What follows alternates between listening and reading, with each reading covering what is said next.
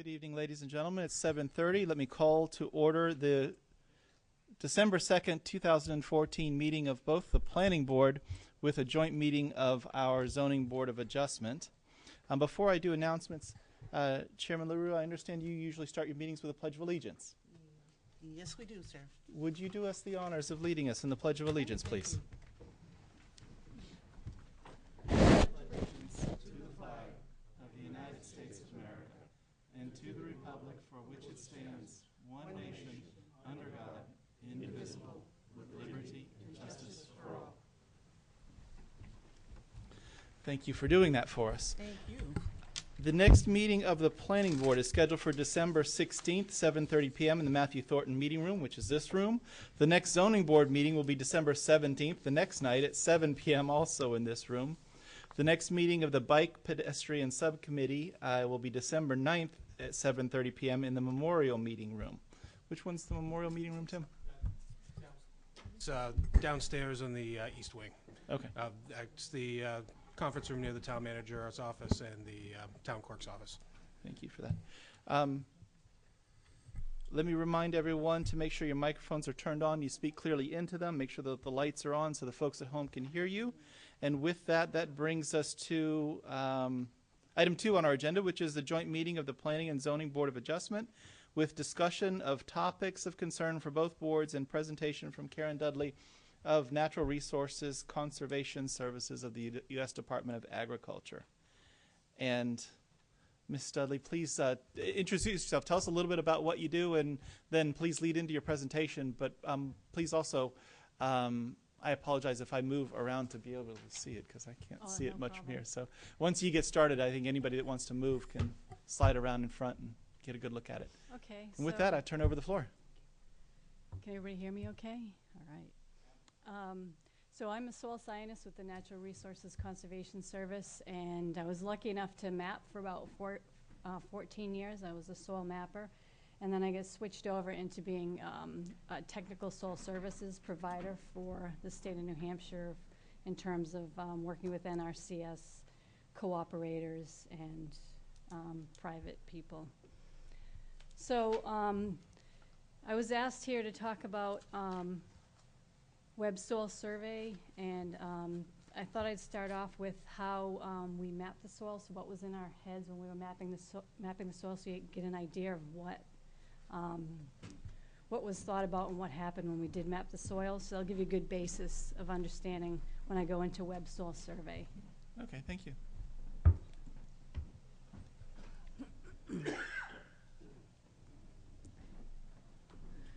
So as a soil mapper, the first thing you were given was an aerial photograph of 10,000 acres, and you're supposed to just go out and map the soils. And if it wasn't for the soil landscape relationship, I'd still be on my first map digging holes every 10 feet. So it's a good thing that the soil landscape relationship works out in terms of mapping soils. So I'm talking about, I mapped Merrimack and Belknap counties and did a little bit in Stratford counties. And the soil maps that we did were 1 to 24,000 scale. So 1 inch is 2,000 feet, so that's pretty big. And these maps are meant for general land use, not site-specific or on-site soils mapping. So the basics when we were mapping soils, we looked at the landform, where we were on the topography of the landform, what kind of parent material is there, and that's one of the most important things for features like if you're going to have hard pan or if you're going to have a good aquifer, sandy stuff. So that's the parent material.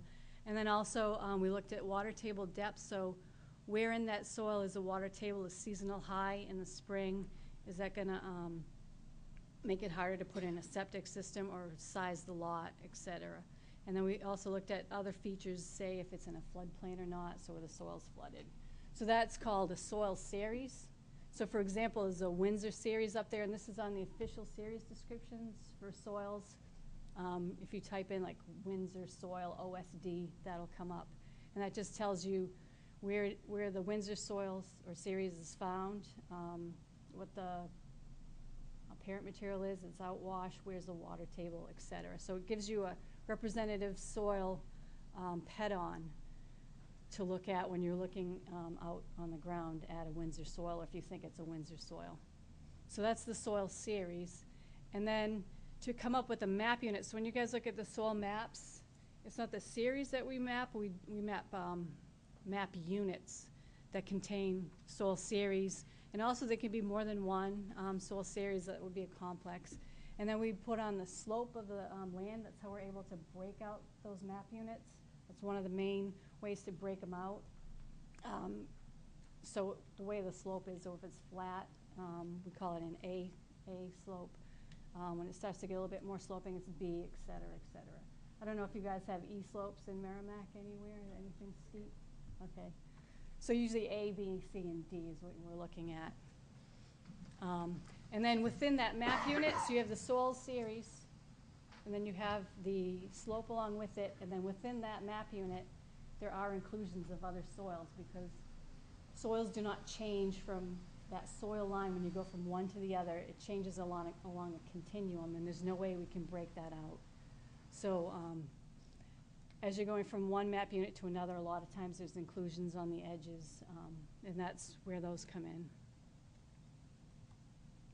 So inclusions in the map unit, they're based on transects of map units, so we had to go and dig 10 holes. We'd find a map unit that we thought really represented that soil and that soil series, and we'd dig 10 holes and take notes all through it and get all the data about it. And then, so those things are known as minor components. So if you work in Web Soil Survey, they're not called inclusions, they're called minor components. And then basically the inclusions are, don't be surprised if you find these other soils within the map unit, especially at 1 to 24,000 scale, because the smallest size we would break out is 3 to 5 acres. So that's the size of a lot, 3 to 5 acres. So there's always going to be some kind of inclusion within that map unit. And then this is where the site-specific mappings come in very handy. They actually break out the inclusions. So they'll catch those soils that are a little bit different and might change the land use just a little bit. So an example is this is a 35B map unit here, which is an excessively drained soil. So that's pretty dry. Water goes through it pretty quickly. But here, this is a wet spot symbol that shows up. So somehow there is a water table in this area. So you have an excessively drained soil. Somewhere in between, you're going to have moderately well drained also if you have a wet spot symbol. So that's just showing that most of this, about 80%, 85% is the excessively drained, but then you can get other features that are wetter or drier or something else showing up. Any questions on that? Okay, so here's an example of Deerfield A map unit. Say it's about 40 acres. So you have soils, and we dug them out. About 4 of them actually fit that description, that OSD I talked about earlier. So these soils fit spot on into that description. But then there's like 4 others that they're pretty similar. They might not fall right into that classification or that soil, lack of a better description.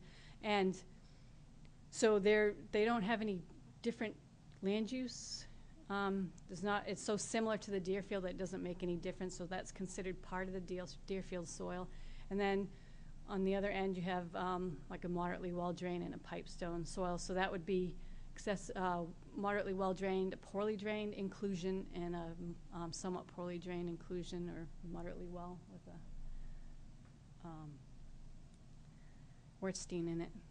So does that make sense to everybody? So a lot of times the map units that we mapped out at 1 to 24,000 scale are not always that soil. You're going to get 80% of that soil and then other inclusions in it. So here's just a picture of a moderately well-drained Deerfield soil in case you guys really wanted to know what they look like. And obviously that's in the spring because the water table's up pretty high. So this would be taken in the spring. Nice sandy soil, but because where it is on the landscape, it's going to have a water table in it. So I also want to talk about consociations and complexes, because I noticed that you guys have the Chatfield-Hollis rock outcrop complex. So what that is, at that scale that we mapped at, there's no way we could break out, say, the rock outcrop or the shallower soils. There was no way because they're so intermingled that you can't split them out. So that's why you have the Chatfield Hollis rock outcrop as a complex. I don't know if you guys ever noticed that in the map, soil mapping. When I see that, I just know that there's, there could be deep soils, and then there could be some problems with bedrock here and there, or quite a bit in this one. So what makes one soil different from another? Well, we have 5 soil forming factors. The first one is time. So our soils in New Hampshire are roughly 10 to 12,000 years old, so they're pretty young. And then there's climate. So our climate here in New Hampshire, we have, a 43-inch rainfall annually, roughly. And then we do have the change in seasons, so that makes that'll make weathering happen. So the older they are, the soils, and the longer and the more they're weathered, the more they change from the surface down, basically. And then there's something called parent material, and that's what part of the glacier or a result of the glacier that the material that the soils are forming out of came from.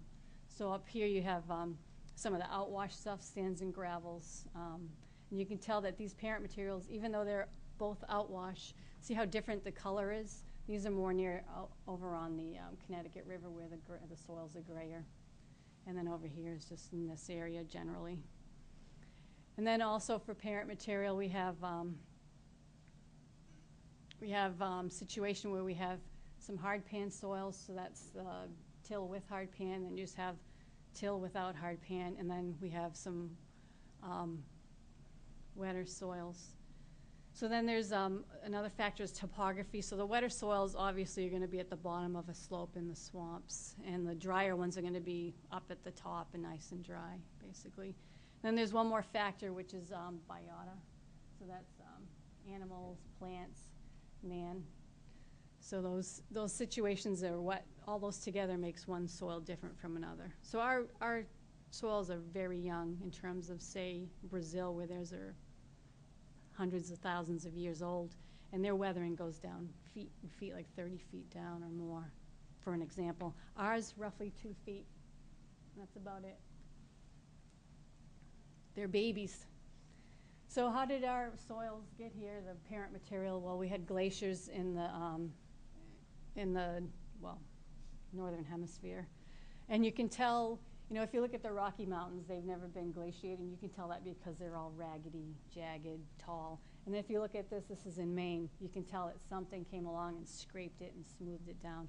So that would be the glaciers. And just a little thing about the glaciers. They think they're about 1 mile to 2 miles thick, and there's scrapes on top of Mount Washington, so they know it was at least that thick. And it moved in our area generally, here's New Hampshire, northwest to southeast. And also the weight of that ice, so a lot of the ocean water came up into that ice. So that ice just built and built and built and snowed, and then it started moving on its own because it got so heavy. And it was so heavy that in Maine, it pushed it down about 340 feet. So you go up 340 feet in Maine near the seacoast, and there's still ocean sediments there. In New Hampshire, I figured out to about 120 elevation near the seacoast area. And then I was told in Boston it's about 90 feet elevation. So that's how much the Earth's crust from the weight of the ice got pushed down. And then it's still rebounding, as a matter of fact. I can't believe people do their masters and studies on this to figure that out. It's pretty crazy. So we've been ice-free for about 12,000 years, and the ice contained abrasive boulders, stones, cobbles, etc.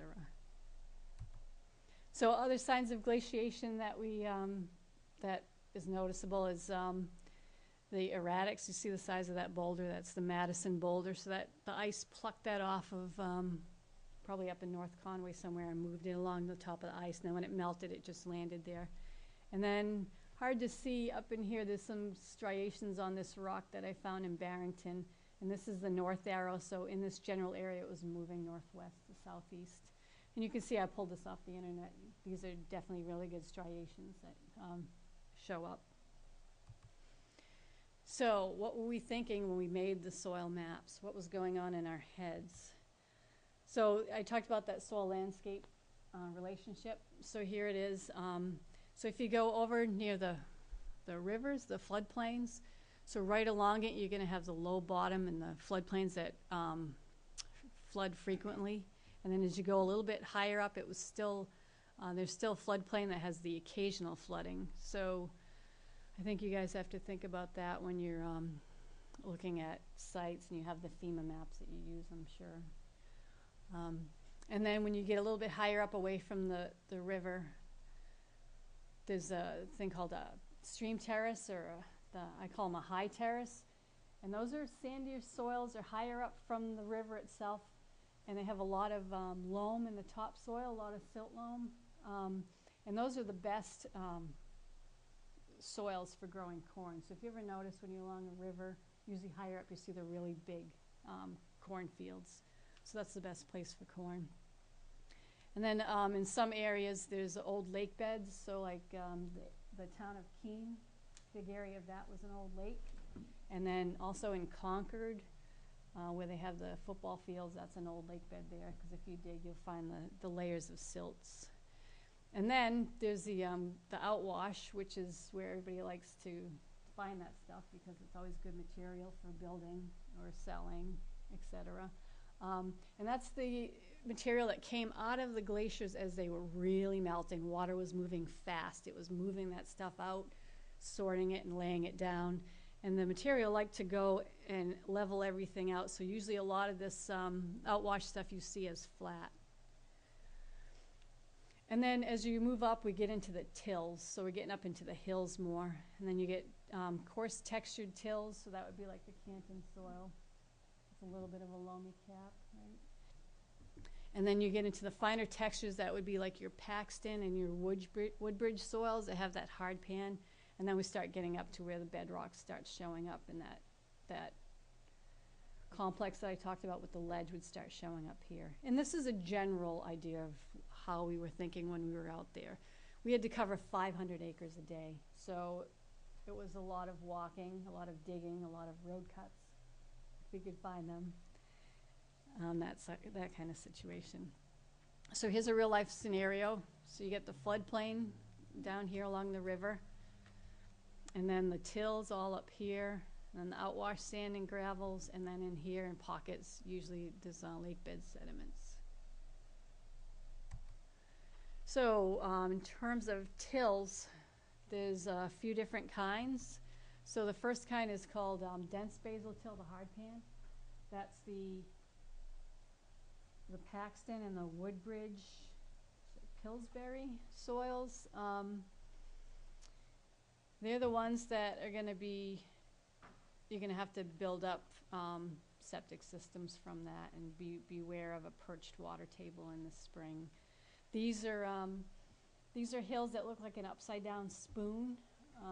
And what happened was as the glacier was advancing, it would hit something, maybe a big piece of bedrock, and rise up over it. And as it rose up over it, the pressure and temperature difference would make this material at the bottom melt out, and it would fall out, but that glacier still rode over it, and it just smushed it down. It made it hard as a rock. So when you go out and dig a hole with a backhoe, a lot of times as soon as they hit that hard pan, they just start scraping across the top of it. It's really hard to get through. It's so dense, and that's from the weight of the ice being laid down and ridden over. So that's your dense pans. And here's just a picture of a drumlin. We're looking from the southwest to the northeast. You can see that spoon shape almost. And usually those nice, well-drained hard pans are going to be open because those are the second best soils in terms of growing food and forage, basically. So here's the topo of that situation, so you can see how it's the upside down spoon going from northwest to southeast. So this was probably all one big spoon looking thing, but then it got down cut by weathering.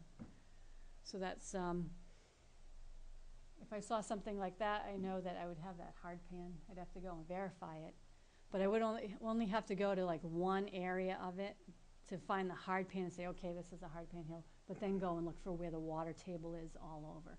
So that's roughly, that's about 500 acres, so you'd be doing that about in a day. Some days it would take longer, depending on the day. So in the foreground is the smooth drumlin, so that's the hard pan soils. So this is that same hard pan soil right about at 24 inches right in here is that true hard pan stuff. So that's when the backhoe would hit here and start scraping it off instead of digging through it. And these are very good farmland soils. And then there's something that we call sandy pan. So it'd be your Montauk, Scituate soils. And this is, instead of when the glacier was advancing, the thought is it was in a melting phase. So the material in the bottom of the ice had ice sitting on it. It didn't get ridden over per se, but it just had ice sitting on it. So it looks like it was in a melting phase itself. And you get down into this area and it's pretty hard to dig out too. It just has sand lenses in it and it's a different color. Not as productive as the Paxton, but not bad either. So the soil landscape thing would be the hills are rounder. They're not as streamlined as being upside down spoons. So, and then there's the till without hard pan, so that would be your Canton soil that you have. I guess they're the ones that they're not severe in terms of lot sizing. And these do not have pan in them at all. So the water, when it rains and when the snow melts, the water is able to just keep going down through. It's not going to perch anywhere. So this is just more till. Another thing we look for is that the ledge control units. So that would be, look around at the stone walls. A lot of times something like that just tells me that there's ledge everywhere because the rocks are so thin and flat. So here's a good picture of that Charlton Hollis rock outcrop unit. So you can see the bedrock is just plunging down. So there's no way we could map out like a deep soil here and a moderately deep soil here, probably up here is shallow. There's no way we could break that out. So that's why you have those complexes. But you can find areas, obviously, that are going to be okay. So that's why, site-specific mapping is probably a better deal in terms of figuring out if a lot can fit there or not. And then there's the screaming bedrock that shows up. And then to me, this topo tells me that there's a lot of bedrock around. That's just what I would see.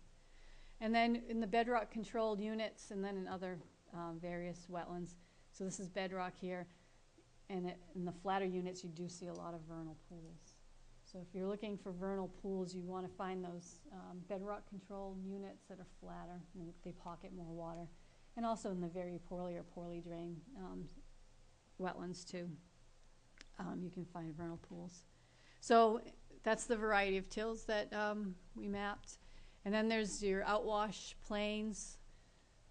So that was starting at the hilltop and we're coming back down to the river. So the outwash plains, the sands and gravels, that's where all the water was coming out, bringing sands and gravels with it and laying it out nice and flat. So, here's before, and then someone finds it, and here's after.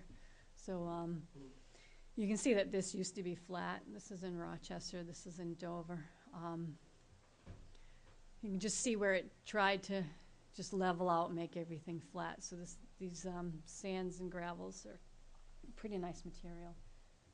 I also noticed that, and probably in Merrimack too, but a lot of the gravelly soils are really only gravelly to about 4 feet, and then they turn into sands and stay sands. Except for something called an esker, which was under the ice. There was a river when it was melting. So it was a hole in the ice, bottom of the ice. And then when the water rushed through it started filling up with cobbles and gravels and blocked it. And then when the ice melted, it left the upside down little stream. And that would be called an esker. And you can see them on the aerial photos. They'll look like a snake or like an upside down stream. That's where your true gravels are from. A lot of those in Ossipee are now at Logan Airport. So here's some fast-moving outwash also. So you can tell that water was moving pretty fast to carry those cobbles down. And you can see that the water was moving in different speeds also. So this area generally flat in Bosquen. If you drive through it, it's pretty flat. This would be the outwash terrace, the sands and gravels. And then here, this is pretty cool. This is the Mother's Day floods where the Suncook River jumped. So it used to be over here on this side of the island, and now it's on this side. So this is the sand pit. This is the original ground that they dug down to. So all of this has been gouged out here. And this right here is the big things of organics that were in a swamp. They get blown right out, and all the pieces of organics. So these are like 5 feet tall. Got moved out and dumped down, and they're left there to dry. So you can see the outwash here, and then the finer material, like those old lake bed materials showing up here. And then there's the alluvium, so that's along the rivers. And you can see here that this shot is looking up towards from here to there. So this is directly along the river. These are some of the best soils for growing. And then if someone were to plunk you down and you didn't know there was a river there, the way you could tell this was an alluvium soil or a soil near the river is right in here. See right here, this little dark layer? This was probably once this thick or a little bit thicker here, but then it got truncated by fast-moving water from the river, and then the other stuff was deposited on top and started that topsoil again. So that's kind of interesting. That's how we know we're in floodplain soils. And then the lake bed sediments are summer, winter. So when it was a big lake, like say in Concord, in the summer you get a lot more deposition in the lake from thawing and wave action and all of that. So a lot more material would fall out, and then in the winter, all be frozen, so only a little bit would fall out. So you can do the winter summer situation with these. And then I just found this in the topo area, Clay Pond. If anything's named Clay Pond, it tells me that it was probably an old lake bed there. And then, and then there's the marine sediments. So those we only find clays, really. Marine sediments from Route 125 east to the seacoast generally. If you find clay in other areas, it's not marine clays, it's just from probably those old lakes where so much clay in the water came out and settled out that they could make bricks out of it. But generally the marine sediments are at that 120-foot elevation and lower towards the ocean. And then this just shows this whole area near Durham, 120 right around here, heading east. Okay, so I talked about the landscape, parent material, and then, so those are the couple things we look at to make the soil maps, and then we want to know where's that water table. So here's an example of on a hill slope, you're at your drier soils and you're making your way down to the wetlands, and this is such a typical case in New Hampshire. See this all the time. And in this modeled zone, this is where in the late summer, early fall, before the trees shut down, this is where the water table is going to be. It's going to be at a lower level due to evaporation and transpiration. And then in the spring, when everything's melting and the water table shoots up, it's going to be up at this point. So when it's drier out and you're not going to see that water table, what's left behind is this mottled zone, or we call them redoxomorphic features. So we look for those to find that water table. So you are able to, not just in the spring, say where the water table is. You can look at any time and look at those models to see where it is. And then here's just the pictures of the soil as you come down. So you get nice brown and a bright second layer. And it's getting grayer and grayer as you go down slope. DES Wetlands Bureau says black and gray, stay away. So there you go, right there, stay away. And then here you're definitely in the water, in the wetland. So here's a good picture of those models or redoxamorphic features. So right in here, this is what it would look like. And then here's just some more redox features. And then I want to talk about sometimes higher up on the landscape, you will see something like this. And this is from, these would be called relic redox features. So it's important to look around and see where that true water table is or where that stream is, you know, where the apparent water table is in the area. And if you know it's way, you see something like that way up here, those are not redox features from nowadays. It's probably from when everything was melting, when the glaciers were leaving. And then here, we've got the hard pan here. And you can see the redox showing up right in here. So the water and the snow is going to melt, come down, trickle its way down, and sit here in the spring and cause redox features. So I have it drawn out from between here and here. So if I were going to cite a septic system, my estimated seasonal high water table would be right up in here. The bed, bottom of the bed would have to go 4 feet above that. Is that still right in New Hampshire, 4 feet? I was a septic designer for a fleeting year and a half. And then this is just some really wet soils. Okay, this is a good point to make. Hydrology, so the water table in the spring. So the Army Corps, one of the requirements of the 3 criteria, the soil, vegetation, and hydrology, one of the criteria is if you see water near the surface, you made a direct observation, you're good. But in the fall or late summer, this is the same pond. This is the fall. So my shovel's probably about 3 feet, maybe a little bit bigger. So you can see how much that water table drops within the season of 1 year. Okay, so we got the soil series. We decided by the parent material, where's the water table, any other features, does it flood or not, et cetera. And then we're going to put a slope on it, and that will give us our final map unit along with the inclusions. So the slope is either measured with a clinometer, or a lot of times after a while you get used to just eyeballing it. You just know that it's 15% or something like that. And we also use the topo maps as a guide also. So you have your steep soils. This is not New Hampshire. And then the not so steep soils. And you know how I talked about the soil lines being where they're placed, but it's not a direct break because it changes along a continuum, the soils change. Well, right here, probably you could draw that line in pretty good on an aerial photo and catch that. So when you have something that different, you can catch that. But when you're going from something like that to that, you're not going to catch that exact break of one soil to the other. So here's just an example of the slope. So the flat area would be A. The B has a few topo lines in it, and you're getting steeper with your C and D slopes. Oh, I just wanted to also say that our soils, when we were doing the work, were actually checked by other people. A lot of arguments, I have to admit.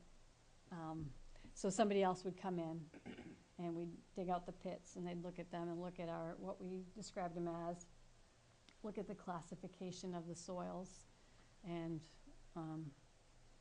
okay us, hopefully. So I just wanted to go over map scale difference a little bit. So this, your county was mapped at 1 to 20,000, so 1 inch is 1,667 feet. This one's 1 to 24,000, 1 is just 2,000 feet. So this, if you think about it, is what it was mapped at. That was the person's mindset, was this map right here, not this one here where it gets blown up. And I just wanted to show that the soil line looks good along the river here, but when you blow it up, it's going to change. So when you're taking those maps and blowing them up, it changes the integrity of the soil map. So it's whatever the map was made at is what we were thinking, and that was just blowing it up doesn't make it any better, basically. So in summary, We looked at the landform, the parent material, where's the water table, that gives us our soil series, and then we put a slope on it, and we get the map unit that we drew out. And then there's also those inclusions within that soil map unit that you have to realize are there too. Okay, that's the end of that. Now, I do have one about Web Soil Survey, but I don't know if you all want to hear it or not. On the data from Web Soil Survey.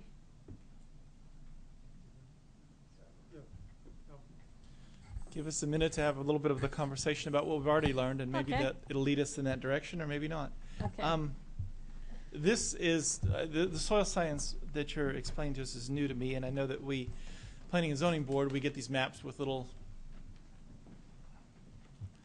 indications of what the soils are written on them, and then the engineers that represent the applicants more often than not tell us what that means or what develops, and then sometimes there's a certain situation where more information is provided to us. But help me understand it, for whether we're setting up our zoning or setting up our planning. What do we do with this information once we have it? Is it only related to septic systems and siting for those? Is it basement excavations, wetlands? I mean, Yes. what are all the things that we need to know, and what do we do with the information once we have an understanding that you've given us? I guess every map unit that you look at will give you different information for whatever use you want to use. So if it's wetlands and it's a dry soil, it's not going to be a wetland. And say if you have a hard pan soil that has a water table, you're not going to want to put a basement in it, or you're going to want to put drainage, foundation drains around it.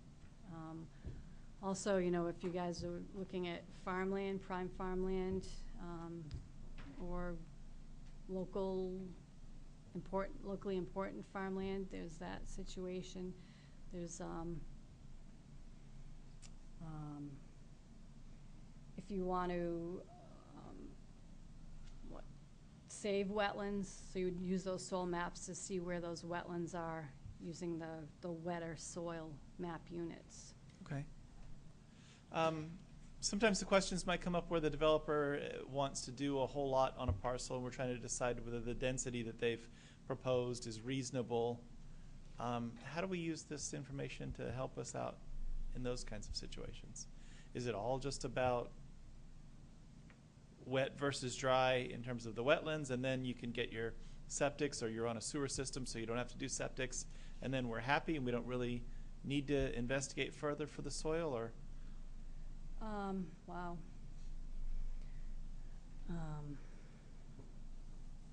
Can you repeat that? too much of a beginner's question? Yeah. Well, you know, as a Well- planning board, the applicant's going to come forward, they say, here's our land, here's what we want to do on it. And then we trying to decide, well, what is the soil types, Okay. what does the soil science tell us about what's reasonable with about their proposal? Can they do what they want on their parcel successfully?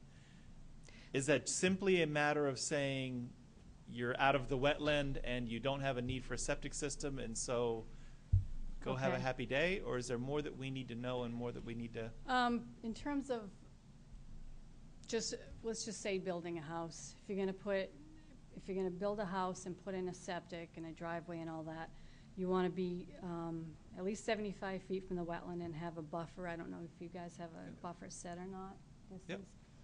Also, you want to be able to know if that lot that you're putting the house on, if that septic that's the leach field, is that lot going to be able to clean that?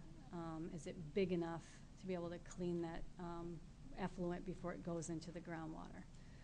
And sometimes that hard pan situation, you're going to have to raise up your leach bed, for example, so it has enough of that distance to clean. Okay. So the test pits that they do for the septic systems and DES's approval of subdivisions and all of that kind of addresses that in a little bit more detail than we normally would, wouldn't they? In terms of whether that's... Or the septic design itself, yes. They're Yeah. showing that it can accept that leach And bed. then their subdivision approvals look at the same thing, don't they? Whether the Um, site can support septics if it needs to. Yeah, there's the oops, sorry, soil-based lot sizing, is that what you're talking about? Because I think- that's based on soil, Yes. okay? And then there's, that specifically talks about site-specific soil mapping standards for New Hampshire and Vermont, so those kind of go together. And the site-specific soil mapping is a lot like what we do, but at the finer scale. Okay. So it is gonna map out those inclusions. It is gonna say, okay, there's a little wet pocket over there, DES isn't going to like it, stay away from that. Okay. So using the example you said, if somebody's going to come build a house and they're in a neighborhood that has connection to the town sewer system, so they're not going to put a septic on the lot, Yep. and we know that they're not within 75 feet of wetlands, are we satisfied there, or do I need to look in more and ask more questions? And if I need to ask more questions, what are the questions and what do I do with the information? I guess that comes down to the lot size that you guys want to choose for zoning. An acre So it's on sewer. on sewer. I don't mean to be putting you on a spot if Yeah. this is too technical a question It that is. can't be answered this way. I'm Yeah, trying to figure 'cause- out how to use the information you're teaching us as a planning board. What do we do with it? Okay. So say you want, someone's going to put in a big subdivision. You would use that information to see where you're going to have your runoff, the detention basin, where that's going to be placed, and if it can indeed absorb that amount of water. Okay. That would come into it. That comes Also, across the the table a soils lot. information, if you, when you're doing the, like sizing a culvert, for example, in a, excuse me, in a, just anywhere, the amount of water that's gonna go through that culvert is drawn around with a watershed. Okay. And then that watershed, the soils are used to look at the hydrologic soil grouping to show how much is gonna run off given the amount of rainfall. So that tells them how to size the, Right. the whatever's running off. Okay. When it comes to zoning, although it's changing a little bit, you usually kind of divide up the town into almost segments like you have done with the soil, but for different reasons, and say you can put your industrial stuff here, and this is a lake or a wetland, you don't touch this at all, and you do residential over there. What should we look at or think about in terms of soil types when we decide what's a good place to put commercial versus residential versus industrial, or does it really just development is development? Yeah, I would say development is development, just, Okay. Well, does it make a whole lot of difference? How about like multifamily, like apartment buildings and those sorts of things? Is there anything related to the soil types we're looking at for that? they'd be on city sewer. More often than not, yeah. Well, I guess, one thing is those slopes. You don't want to put anything on a really steep slope, so the flatter the better for those kinds of Okay. developments. If you ever want to do any like wetlands enhancement or some kind of town forest or something enhancement, we have information about like what kind of trees to plant given the soils there. So we have that kind of information on Web Soil Survey. Okay. It looks at all the features of the soil and then tells you what the best uses are for it, or if it's not a very good use, or it won't take much to overcome that problem of the soil. Okay, and then so the soil type's going to tell us all those answers and questions. Yeah, but just keep in mind that the scale that we mapped at is not for site-specific areas, it's more for bigger general land use. So like, if you're gonna do a industrial park, what I see usually is they're in big sandy areas, right? I don't know why, but I see that a lot. I don't know if you'd choose that, or maybe an old gravel pit, so you'd look for gravel pits and then put the industrial park in there, that kind of thing. Reclaim it from an old gravel pit. They probably choose them because they're big and flat. So. Yeah, except they're kind of, the water washes down through them, so if there's any kind of contamination, it's gonna move fast. I don't mean to be the only one asking questions. If there's members of either the planning board or zoning board that have thoughts or questions on this. I know that Pete Gagnon has been a member of Planning Board forever and recently resigned or retired from his position, but his interest in soil sciences was the encouragement to invite you here and to learn more about it, because we used to have him sitting up here and helping us with the questions, but now we've got to learn to do it on our own. And Pete may have some things that he wants to add to your presentation or my questions. So there is that web soil survey that gives you everything, so many topics to choose from, and it'll give you ratings on those soils in those areas. So the web soil survey that you mentioned is a website that we can go to. Yes. Is it for the public, or is it Yep. something we subscribe to? No, it's for the public. It's USDA, NRCS. And Yes. I do workshops on it. I do have a PowerPoint on it, but I think it'll be too much for everybody. It might be too boring. But, you know, you draw out an AOI, so an area of interest. And now, excuse me, it used to be that they only took 10,000 acres to draw out, but now it's 100,000, which is, you could probably, I don't know how big Merrimack is. Anybody know? 40 square miles. So you could probably make that AOI out of your different districts and then look at it that way, and then get all the features that you want. You can look for depth to bedrock, depth to water table. You can look for, is it a good place to put in trenches? So many different things that they have in choices on the choice list. As a matter of fact, I have this right here. The list of things that you can. I also brought a little exercise, so if anybody, it's like self-taught, if anybody wants to try it, it's a good way to start out on web soil survey. Okay. Yeah, please share the information. So, just for example, it has buildings, small, commercial, and then it has like bulk density of the soil. It has clay content. You can get sands, and some of these you can do from like 24 inches to 65, which is the depth of the soil, to see how much sand there is. If you want to go and try to find a sand pit later, that kind of thing. We have it for composting facilities, corrosion of concrete, so that would depend on the pH of the soil that was taken. Debris disposal, animal carcass disposal, and it has drainage classes of soil. That's where that water table is.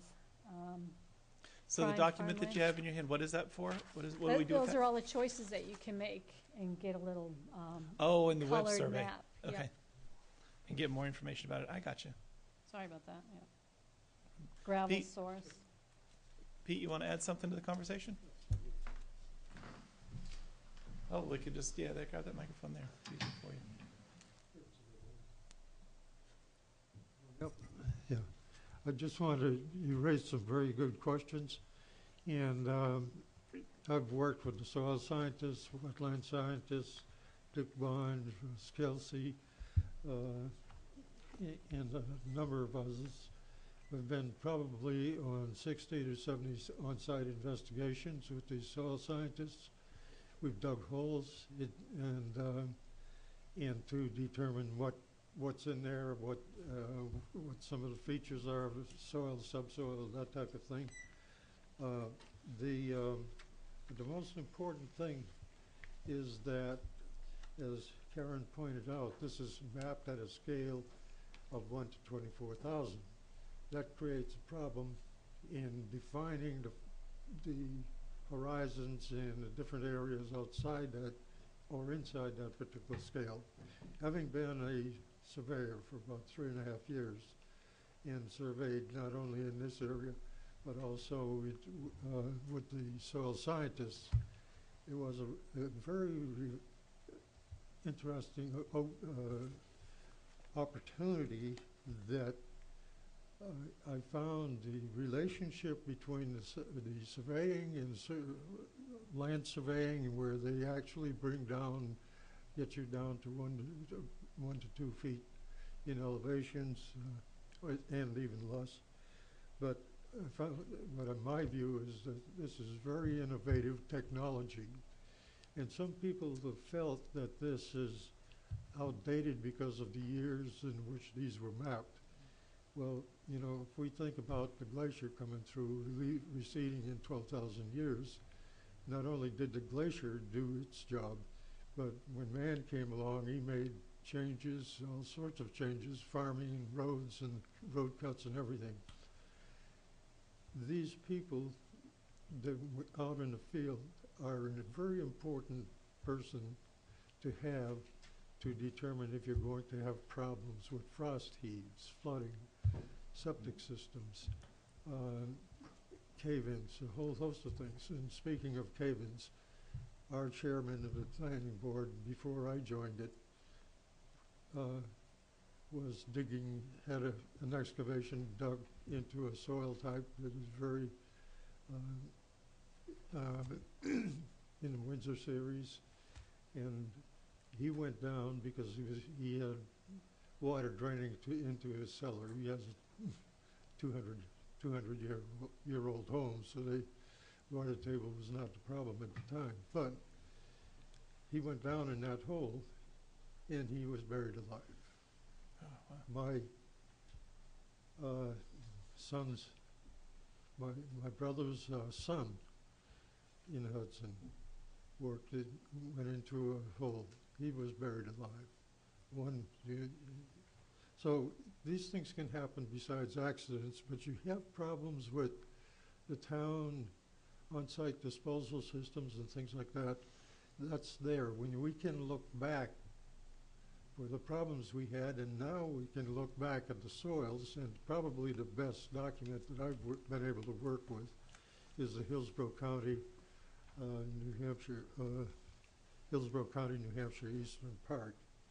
And SCS, Milford, the U.S. Department of Agriculture, Soil Sciences, have been very, very helpful in pulling these things together and trying to move this innovative technology into the survey arena, and then trying to bring the technology that the soil scientists have in defining these certain areas that in and outside that and get and pinpoint the actual soils problems. That is an extremely important part. The most important question you raised was, how do you tell? Well, they have in this publication tables of every soil site. And also they talk about the severity and the use of the soil because of either slope, water tables, septic, how it affects septic systems and so forth. This document is really an invaluable document, but sometimes difficult to understand for the average layman. For a surveyor, it makes sense because when you get in there, you do your detailed survey, you can see the errors in the soil mapping because of the scale. And so subsequently, you can fine-tune that so that it doesn't become a problem for the town in the future. You don't put a series of structures on a slope and expect that the septic systems are not going to drain into the person below that. We found that out very quickly throughout a number of places in the town. And then when you saw that the loader that was buried in the mud, we have pictures of some of the loader buried in the mud in South Merrimack.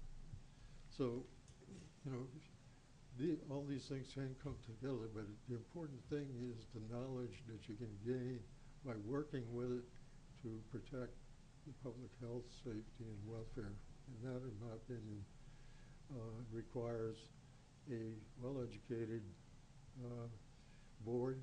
This whole ordinance has been written around engineers that have been on the board, surveyors that have been on the board, and when we pulled all this technology together, there were about 60 of us, and we dealt with the CS, we dealt with U.S. Geological Survey, we've dealt with the state of New Hampshire, and a whole host of others. So subsequently, the information you have is there.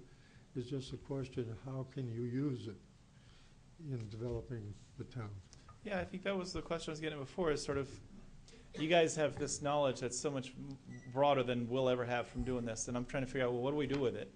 And so if, like, somebody comes to the zoning board and says, hey, I need a 30-foot setback according to the ordinance, but I want to build my swimming pool 10 feet away from the lot line. Yeah. What is the soil, does the soil science have anything to do with that at all? And if so, how do they use that to make their decision on whether to grant a variance or not? Or is that a bad example? Is that a bad hypothetical? Well, Yeah, pools, I would think it would just be the setback to the lot line, not what the soil is, unless it's a wetland. Okay. Septic system or the foundation, or somebody wants to do lot coverage. How do they use that soil science for decision making? well, Or can they? Or do they have to go get a peer review from CLD to tell us what to do with the information? And yeah. how do we make the rubber hit the road, I guess? What we've done in this town, and I'm not sure about what's going on throughout the state, but we've created jobs for soil scientists that are now tied to land people who design and developments and things like that. And they're able to do a pretty good job at identifying that. But as far as the zoning board of adjustment, that's pretty difficult for them unless they become technically aware of what's going on. So the ordinances established a baseline from which you work, and then if somebody, the opportunities here, the way this is drawn, is that it always falls on the side of the landowner. We did not write this, if you look in the ordinance very carefully, we did not write this in a manner that required every deviation to go to a ZBA. We wrote this around a very knowledgeable planning board that essentially says that if a landowner or property owner has a question for what's in there and they disagree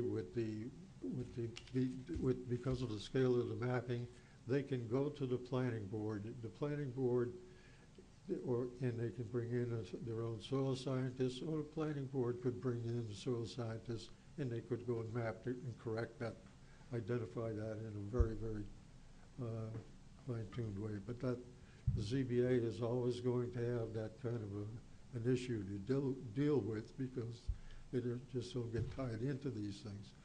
So this whole thing is written in a manner that the planning board is the one to go to, and then they can make a decision based on the information that is decided. Then they don't have to go to the ZBA unless if the material comes back bad. Although with some projects, if you want a subdivision and you want more lots than would normally be allowed, you go to the ZBA and you say, I'm allowed to have 15 lots, I want to have 25 lots, can I do that?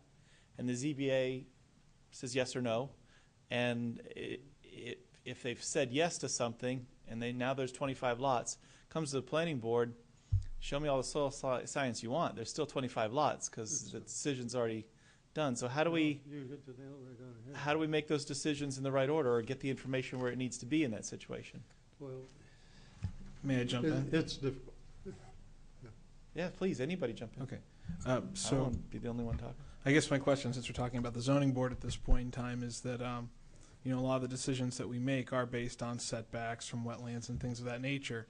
So my question is there something tangible that, as a zoning board, we can take away, such as adjusted maps or something that shows us where we could be off in where we have our wetlands designated as a town, so that when we're making these decisions, we have that information in front of us?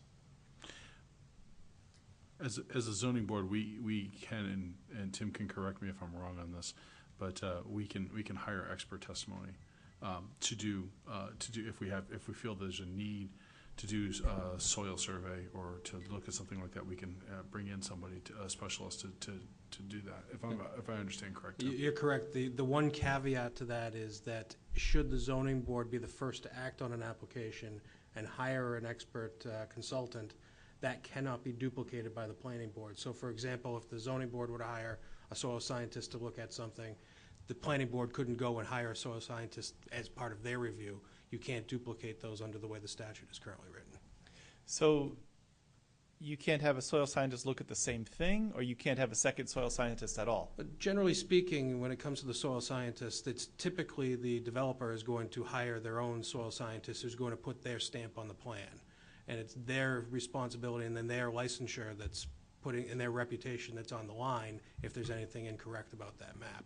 So the likelihood that the town is going to need to hire a soil scientist for anything is extraordinarily slim.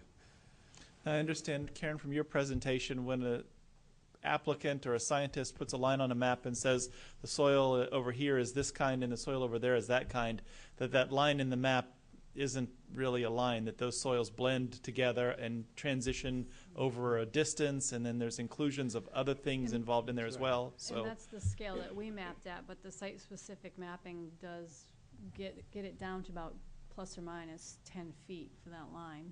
okay, so the site-specific will get us a much better view of that. Yes, That's right. I gotcha. Okay, That's why as they opposed to reported. hundreds of feet. terrific. Mike? I had, in my past, I've used the soil survey to help me with some of the erosion control Yeah. and understanding what's going to happen during construction. Mhm. A lot of subdivisions, as we know nowadays, the good flat land is all gone, so they're going uphill or they're going into poor soils. If you could maybe provide a little bit of background on how we might look at a site differently, knowing some of the complications that might occur during construction. For instance, like the glacial tills, the hard pans, Yeah. if we're going to do a big cut in that, what might be the expectations with regards to poor drainage, impacts on basements, and even the sense of just it destabilizing some of that slope that might result in settlement on those foundations. And then if you could just talk to us maybe a little bit about some of the properties that might be in web soils that we could maybe draw upon that would help us anticipate if it's going to be a heavier or a more silty material, so that as we're anticipating erosion controls, we know that we may have to have more robust controls rather than something that's more sandy and well draining. And maybe you could just provide some context in that regard. Okay, well, first off, for erosion, it's based on a rainfall amount, and then the texture, and then how much the rainfall can go into the soil before it becomes completely wet. And then also slope is taken into account. So all those factors, if you're, say you cut off an area and it's on a slope and you get a lot of rain and it's a finer textured, that stuff is going to basically just get saturated completely and start flowing. And there is, in Web Soil Survey, we do have erosion factors, the K factor I think it is, that you could look up for each soil and figure that out. So if you do have a site-specific map, you would know in those certain areas, you know the whole area, which soil is more potential to have a problem if you do cut into it. There's a, I guess it's a data category called cation exchange. Yeah? Is that, could you use that information to be able to predict,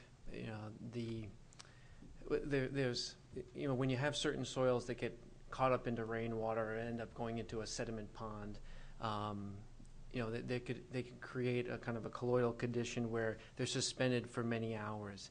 Can you use that as a property, or is it not the same? No, that's more for nutrients. Nutrients, okay. That's the way I see it. All right. It'd be more the texture and that K factor for erosion. Okay. Also, you don't have to worry about in sands if you have piping going on. That can happen too, that kind of situation. And that would be, I think piping's in here also. Okay. And the nice thing about Web Soil Survey is if someone does cut down a big area and you just have that hard pan or whatever, you can use just that layer when you're choosing to get that data from. And then it gives you whatever you choose, the erosion factor, it'll show on the map in colors. So a certain color will be, high erosion, etc. So you could just look at the site using Web Soil Survey at our scale mapping. I guess somebody with GIS would really have to be able to figure out doing it with, at the 1 to 50 or 1 to 20 scale mapping, but you could just look up the soils and say, yeah, this one's going to erode a lot. Did I answer that all right? Yeah, that's great, thank you. So yeah, there are all those erosion factors, and SCS did come up with that calculation and all of that years ago, based on all the soils. Great, thank you. Other members of the planning board or zoning board have discussion items or questions related to the soil science? Karen, I really appreciate you coming in. There was a lot of information to absorb, and we'll take it a little bit at a time. But thank you so much for the time and for coming in to do it and agreeing to do it. I really appreciate it. I think it's a real benefit to the town to have the information, and I imagine that it's not all that common for boards to try to absorb it. So, Yeah, this is my first time being at a board. Thank you. is it? Thank you. Thank you you all very for much coming. again, yes. So I'm going to leave site-specific standard mapping book, and then this little book I wrote up, I made for out of Web Soil Survey. This New Hampshire State Web Numerical Legend. It also talks about soils that have been truncated or messed around with in terms of how to map those out. So that's in there. And then here's the on-site, site-specific, soil-based lot sizing. Okay. Which, Well, if that goes to Tim, we all know exactly where it is. Yeah, I think Tim's the best repository of that information for and us. then I'll just leave these here. Are you gonna leave the quiz part of it too? Like you said, there was one Yeah, for there was a like the quiz that worksheet you or wanted to- whatever that you were Oh, yeah, talking it's about. in Yeah, the that too, yeah. Okay, so Leave that one so I can practice a little bit. Thank you so much for coming in. I really thank you, appreciate it. really great. And for my friends in the zoning board, my asking questions about how the zoning board uses information, don't mean to intrude on your decision making. It's just the thought, the hypothetical that came to my mind when I was trying to figure out how to benefit from this information. Another item of discussion for the joint meeting, I know we have proposed talking about accessory dwelling units. And I understand that the ZBA sees accessory dwelling units come before them for special exceptions, and that there are criteria to be met. And it's part of our master plan to visit that subject a little bit and decide whether we're on the right track with it. Let me, before we open it up for discussion, acknowledge that I have an accessory dwelling unit on my lot. It's a 2-bedroom apartment that my in-laws live in. And so this kind of personally affects me a little bit, but I just wanted to disclose that and let everyone know it. And with that, I would also like to disclose that I have the same situation. It is a smaller unit, and my partner's daughter lives in it. So at least 2 members of the planning board have got a vested interest. So- Did you come before the zoning board for those? we did, and And actually we did, yes, we did. we did. We definitely had to get the special exception. Yeah, So we've got this in section 202.1B2 governs accessory dwelling units, and the applicants have to meet some criteria set forth in A through D of B1 above, and further provided that it's requires an accessory dwelling unit contained within or will be in addition to an existing or proposed single-family detached dwelling, no more than 1 bedroom, doesn't exceed 1,000 square feet or 50% of the area of the heated living space within the principal dwelling, whichever is smaller, connected internally to the principal dwelling unit, occupancy restricted to family members, and designed to remain functionally dependent on the principal unit and will not have provisions for separate utilities, garages, driveways, yard, or other similar amenities. It's my impression is, and this really doesn't apply to me because I won't be looking for another accessory dwelling unit, but there's more requirements on here than are necessarily achieving some planning goal that we might undertake. It seems to me the intention of limiting accessory dwelling units is to make sure people don't turn all the single-family homes into little apartment buildings. Beyond that, I don't know that we care who lives in it. I don't know if we care if it's 1 bedroom or 2 bedroom. I don't know if we I think there's really, if I may, Mr. Chairman, I think there's 2 different tacks when we get to the question of accessory dwelling units. I think the reason, at least from my experience with the zoning board, one of the reasons they wanted to bring this topic up is just the sheer frequency in which these are being brought in front of the zoning board, and whether or not there's a more efficient manner of treating these rather than having somebody have to go to the zoning board, meet a deadline, pay for the abutters and do everything, whether or not there might be some room for an administrative process that could either be handled by staff or some other mechanism so that we're not seeing 30 accessory dwelling units on a zoning board agenda during a calendar year. So I think that's, and Fran, you can correct me if I'm wrong, I think that's really the impetus of the zoning board wanting to bring the topic up. Exactly, because some agendas are just ADUs straight down the line, where staff could make the decision very easily whether it is acceptable or they should be coming before the zoning board. And we've had a couple of them that were a little, we really needed guidance on them. Like one of them I remember, do you include the breezeway? Do you include the hallway? And we had specific questions and we didn't have answers to them at the time. But if it's a straight ADU, I don't see why staff couldn't okay it at that point. It would really lessen the, I'm not going to say the burden of the ZBA because we enjoy doing it, but make it easier on the applicants at this point. It's a good government type of question. Is it something that needs to have a formal public process if they're a very straightforward and standard ADU that clearly meets the criteria, or and then perhaps another set of criteria where it does have to either go to the zoning board or to the planning board, depending on how the ordinance is rewritten, for those situations where it's not a clear-cut, easy, you meet all the criteria, you're good to go.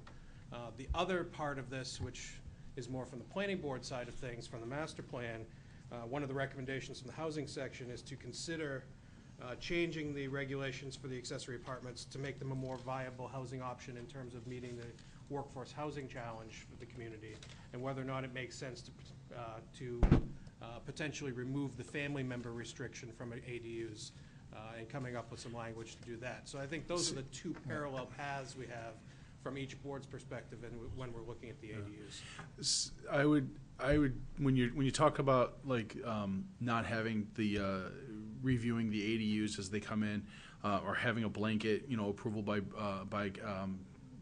community development, or removing family from that, I think we're going to hit upon what Mr. Best said in regarding a lot of apartments are going to start popping up all over Merrimack. I don't know. Is that something that is that something we really want to address? I mean, because how does that affect the house? How does this affect, if somebody doesn't want an ADU in the house, they're going to have to go through great lengths if they buy the house to have it removed or change that. I mean, do we want to start having, people have private apartments all over the town? I realize that there may be a housing shortage from that's kind of the first I've heard of it, but I don't know. I think that there should still be an oversight on the ADU to make sure that it is being used for the purpose of which, it was originally designed for. Maybe I'm wrong on making that call. But well, I got to disagree with part of that just because of the you can't the section that talks about related by blood, section 2E, that can't be policed. I mean, so really, if we can't police it, if no one's policing it, then how do we know that that's even being applied to him? And there's no way to change it after the fact. So really, it's just a waste of verbiage.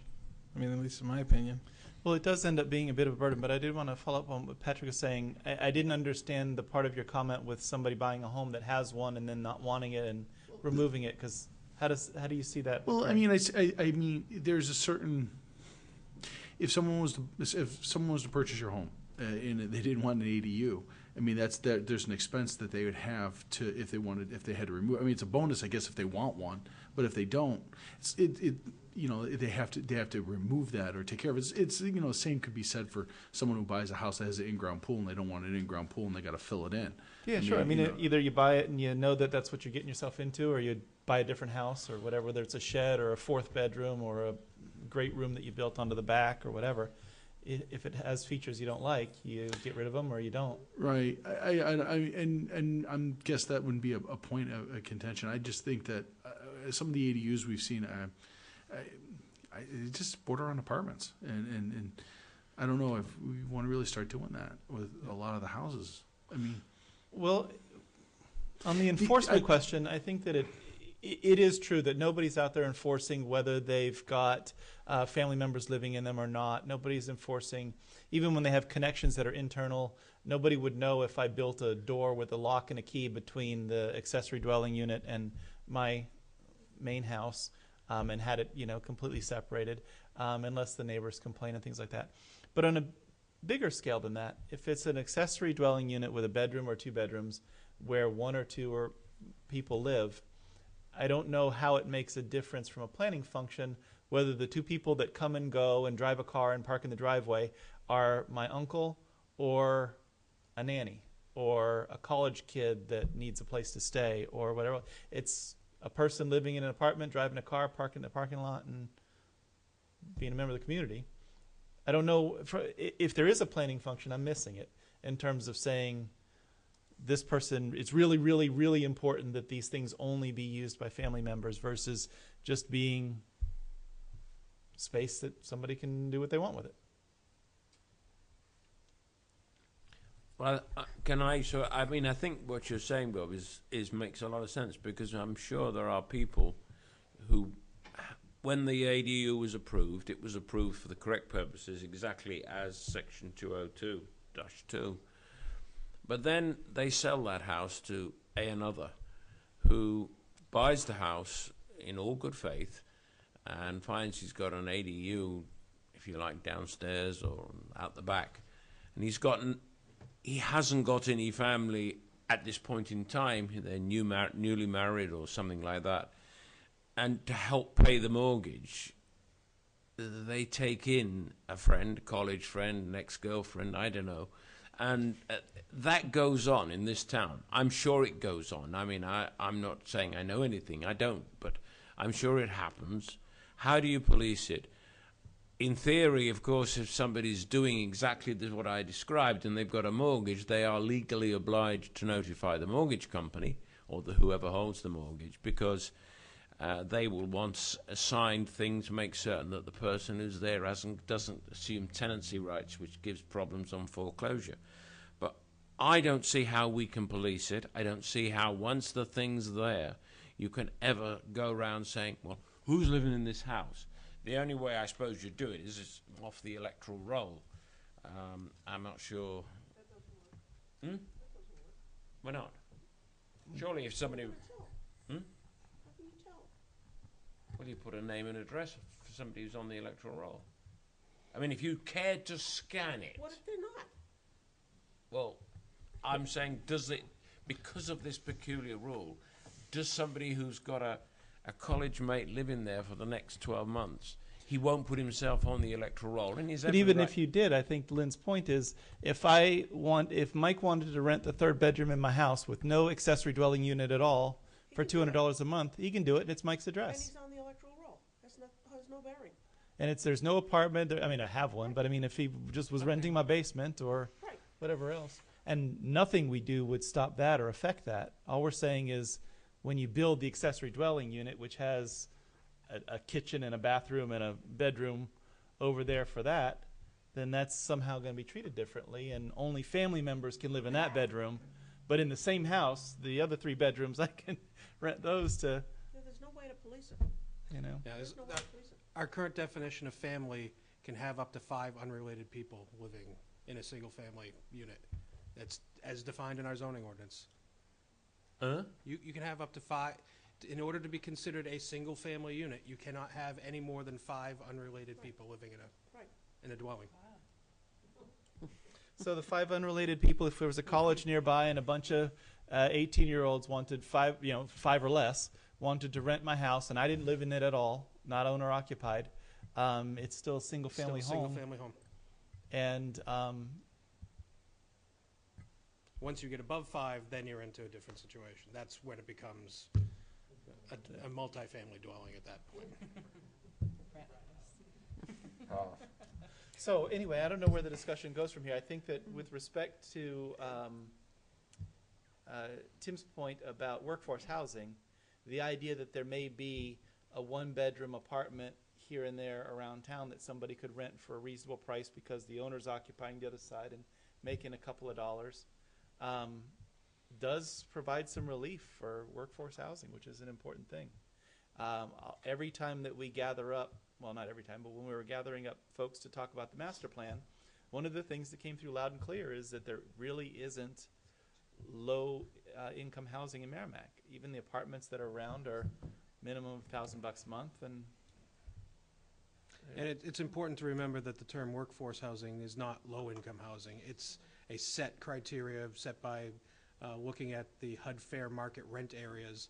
So in Merrimack, and I'm generalizing this without having looked at the latest numbers, you're probably talking workforce housing for a home for sale would be something in the neighborhood of $270,000, and for rent, you're probably looking at anywhere from $1,000 to $1,300 a month would be considered workforce housing under the statute.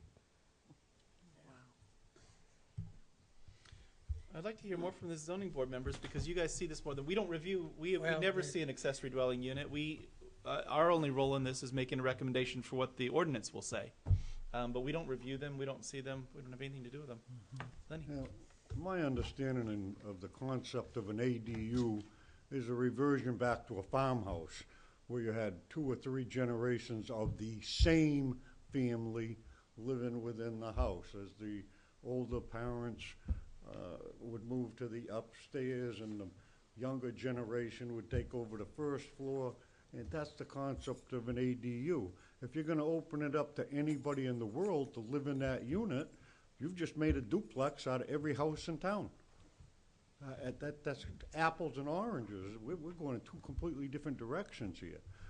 But we can't police The it. only thing we were looking for, my understanding from day one was, can it be handled, an ADU, under the parameters as we have them today, handled administratively, as opposed to each and every one of these people having to jump through the hoops and go to the board and get it approved. That's If all the it was. And staff I fully- decision is no, they still have recourse. They can complain of the decision and come to the board anyways, so. Well, you know, I see the value of what you're talking about with having multi-generations live together, and that's the benefit that I get out of having an accessory dwelling unit in my house, because we all sit around on Saturdays and Sundays, 8 people, 4 kids and 4 adults, and have dinner together, and the TVs are off, and it's a great time to connect with the family. But the legacy of having these homes built that way, when the family dynamic changes, and there really isn't generations that are going to be under one roof anymore. Now you've got space that, what do you do with it? What do you do with it? I just wanted to clarify, I fully agree with Lenny and Phil and Fran that the zoning board's perspective on this was simply, is there another method other than having every ADU go to the zoning board? I felt it was my responsibility, because the master plan spelled out that recommendation, Yeah, to that comes bring from the that master up plan. so that we have the discussion about the topic in whole. Yeah, when I Go ahead. when I brought it up, it had nothing to do with long-range planning, changing the look of a Merrimack. There was no in-depth sociological reasons. It was simply to allow staff, if it met this criteria that we've had for years, if it met that criteria, they could just say yes downstairs, because I'm not into control. I think we do best when we have less control. And if we can just say yes to people, yeah, you can put a room addition on. It's none of our business. I think we're much better doing it that way. These side repercussions are just, in my opinion, are imagined, and they're not necessary. It was simply to expedite the process. That's all it was. Well, with respect to expediting the process, I couldn't agree more with the zoning board's impression that there's got to be some room in here for the staff to be able to take some of that workload off of you guys and administratively deal with the slam dunks. But it wasn't workload. It was for the people that come up that have never presented before. Yeah, it's They good simply government. want their poor old mother to move into the house. She's sick and she needs help today. It was to expedite it, rather than have them come up here and sit in front of us and pretend like it was a government decision, which to me it wasn't. To me it was overreach. No. And I That wanted makes to sense, see although there's a I little wanted bit to of see a, that undone. I agree with you 100%. There is a little bit of a distinction between someone who wants to bring a relative just to move in and an accessory dwelling unit. I mean, accessory dwelling unit's got a separate kitchen and, you know, an apartment-like feel to it. If it's a one-room addition where you take a 4-bedroom house and you add a bedroom to it or something, that's not an accessory dwelling unit. That's building permit. The reason why we went this route, and I was talking when Tim was talking, was that we didn't want to change the world. We don't want to change the rules, and we don't want to change the regulations.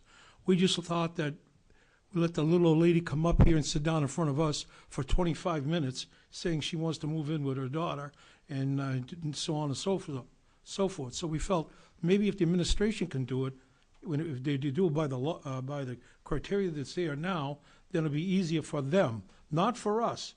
That's what the zoning board's there for them. We don't care how much people come up to us and say, hey, we need you. We want to do this for the applicant, not for us. We don't want to change the world. So all we want to do is see if the administration can do it. That's all. And I think it's a fantastic suggestion. Yeah, and just to give you an example, I'm just going to change the names to protect the innocent, but we had a hot and heated discussion on a certain item with an applicant one night. And we had a young couple who were in here. And the board will remember this.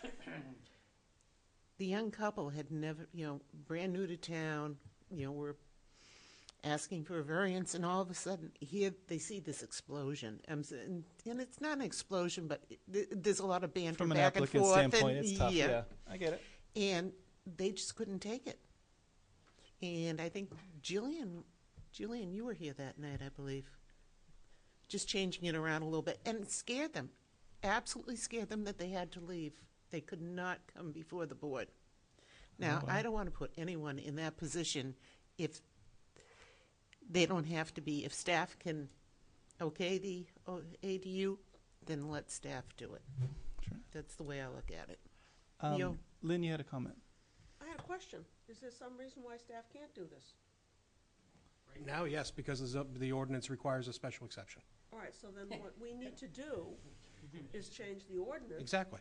Which means we need to go to the town council. Lynn, your microphone, get it closer to you. Microphone is on. Bring it a little closer to you. I'm getting the sense they can't hear you. I'm getting the official warning that they're not hearing you. So we can talk to our town council rep and suggest that maybe there's a change that needs to be made to the ordinance to allow an administrative. That starts here with the Starts with the planning board. All right, so the planning board can make the recommendation. Yes. And then Be the reasonable council here? approves it. Now, before we leave the subject, though, while I agree with everything that the zoning board's trying to accomplish, I also think that there's more that we can do and that we should do. I think that the family member restriction ought to be thought out carefully. And some of the other things that are on here ought to be thought out a But little my bit. point is, this is a discussion that the planning board should have on another day. absolutely. Put it on the agenda, come up with pros and cons, and decide if we want to do something, if we want to do it, what we want to do, and then make a recommendation to the town council if that's what we decide to do. Yep, exactly the Exactly. process. So that's real simple. My basic feeling, based on the discussion that's happened here tonight, and my thoughts knowing that this was a divergent set of circumstances regarding the topic, was that there's really two prongs to this. First and foremost is taking the existing criteria for the special exception, shifting that to basically being a permitted use, provided those criteria are met, with a staff approval. Right. The second part of that is developing additional criteria for a more complicated ADU, or for the ADUs that then would be for non-family members that would either require, and my recommendation would be, rather than sending them to the zoning board, sending them to the planning board for a conditional use permit or some other type of mechanism, so that those types of applications would be handled at the planning board level. Mr. Chairman, I'm not sure it's clear. The items that guide ADU now, such as blood relative, that was to stay in there. Well, we didn't want to debate all of that. Those all stayed in there. When a applicant met those criteria, 1 bedroom, less than 50%, a blood relative, when it met that criteria that's already set in the zoning law, then Tim's office could just say yes, and they not have to come to us. If it's something outside of that, like it's a non-blood relative or whatever, then of course anything other than that would come to the zoning board. Is the way your group understood it? Well, I'm not sure that we've think put so. all the finer points on all the Yeah, I details, don't because think I think that there's two things with that. First, I think what I'm hearing from Tim is that a process would be developed for administrative approval of something, and that the things that couldn't meet administrative approval instead of zoning board would be planning board. Is that what I'm hearing from you? That's my general recommendation at this point, without having had a chance to develop anything specifically. Sure, and I don't think the planning board has digested that idea because it was just put out loud for the first time 5 minutes ago. So I don't know that there's... Now, Okay. understanding that the zoning board's wish is to accomplish A, which is get some people some relief administratively. I think, from my point of view, I can't speak for the whole planning board, I'd like to accomplish A and B being, let's see whether these criteria that we're putting people up to are necessary and accomplish the goals from a planning standpoint that we're trying to accomplish. And if they don't, maybe we edit them a little bit. And that is something that I'm in favor of doing. I don't know whether the planning board agrees, but it's something that the planning board, as Lynn had outlined, might take up in a recommendation as a change to the zoning ordinance, if that ever occurs, and whether it ever occurs. And frankly, this is a discussion that occurred almost identically 5 years ago, when we had the last joint meeting that happened. And so I don't know that anything ever comes of this. We may chew on it for a while and decide, you know what, let's leave it where it is. I can promise you there'll be something coming to the planning board from my office on this topic. Excellent. Desiree. Just for clarification, the purpose of going, the alternate, like instead of coming to the zoning board, coming to planning board for conditional use, is that it's per that applicant only, and if they sell the property, that goes away? Is that how that works? Is that The reason I was thinking more planning board through a conditional use permit process is because the recommendation for the master plan is more oriented towards housing in general. I think the planning board skill set might be better applied, given the flexibility that the planning board typically has that the zoning board doesn't, given the restrictions being a quasi-judicial body. And I think that gives a little bit more play for how these can be treated with an appeal process to the zoning board if necessary. Mike. Working off of the comment you made about that this concept, an issue maybe is 5 years old, do we want to take them separately? Can we move forward with A and then address B at a later date? This way that we can try to find that relief sooner rather than later. Yeah, I think you certainly could do that. I don't know from an administrative standpoint with Tim's office whether doing one amendment and going through the process one time, taking it to the council, is a little bit easier than doing something now and then 6 months from now coming on top of the same. And I'm seeing the head nod in the right direction there, saying it's a little easier to do that once rather than come around twice with two sets of changes. And from a planning board standpoint, I can see it I'll on defer one to Tom, agenda. but I would assume the council would like to see it once rather than 2 different times. Well, I have no idea what the council would like. Personally, I think if you want to do anything, you need to do what you can do today and then follow it up with your follow-up. If we talked about this 5 years ago and did nothing, I think that's a prime example of the problem. And like Mike said, if A is what we need to get done to just get some relief, that would be a fairly simple and fairly easy thing, I think, to get consensus on. I suspect the majority of the council would agree with the majority of the planning board, which would agree with the majority of the zoning board, that is a reasonable request, okay? But if you start talking about how do we change these criteria and do we open it up to make them just quasi-apartments and houses instead of ADUs and things like that, then you're going to start getting more disagreement amongst the different people. I, for one, don't think that we ought to go change all these the way that it's been discussed at this table tonight. I kind of like keeping them the way they are. Even though that's maybe not policeable as far as family members and things like that, I think it gives us a bar that somebody has to look at and consider when they go to apply for it. So I'm not prepared to go make wholesale changes, but would prefer to see us go forward with a two-step approach in this condition, given that we've been sitting on it for a long time. Well, I mean, it's not like we've been stewing on it and thinking about making some changes. I do want to, one of the things that you talked about in your comment was what can we do tonight versus what can we do. This discussion between the planning board and zoning board is for informational purposes. There isn't any business that related to this that can be accomplished tonight with the notices that we've been given. Patrick, you had a comment? No, I agree with Tom. I think we should, let's, we talked about this 5 years ago. Let's deal with A. Let's just, get and take the burden off of some people and have community development make some of the decisions that are just clear when it comes in that it meets all the criteria, and be able to just, instead of having to put the person through zoning or planning, just be able to make that decision. As far as making changes like doing B, as you suggested, I mean, that's something that is going to take more than just one meeting tonight to discuss, but let's give some relief to some people right now, and then, instead of waiting 5 years to have another meeting, let's meet sooner and have the discussion and make changes to B, sooner than in the next 5 year period. But I think that we can make give some people some relief that may be coming up in 2015 with ADUs. I think we can give them some relief now, especially the ones that, like I said, are going to meet the criteria based upon what we have set out. Because some of them are just straightforward, and they come in here and it's really just a quick approval, and if town can do that and save them some time, I think it's worth doing it now and then looking at B later. Thank you. For when we have a little more discussion. Mr. Chairman, that's exactly what we were looking for. We weren't looking for changes. We were just looking for staff to approve the standard ADU that wasn't out of the ordinary. No, I understand. Nobody's suggesting that the zoning board was looking for more changes. Those changes come from the master plan, which was something adopted a year ago, which had suggested those kinds of changes to these limitations. Nobody's saying that those come from the zoning board. That's absolutely, let me make that clear. Nobody wants to impute that decision to you guys.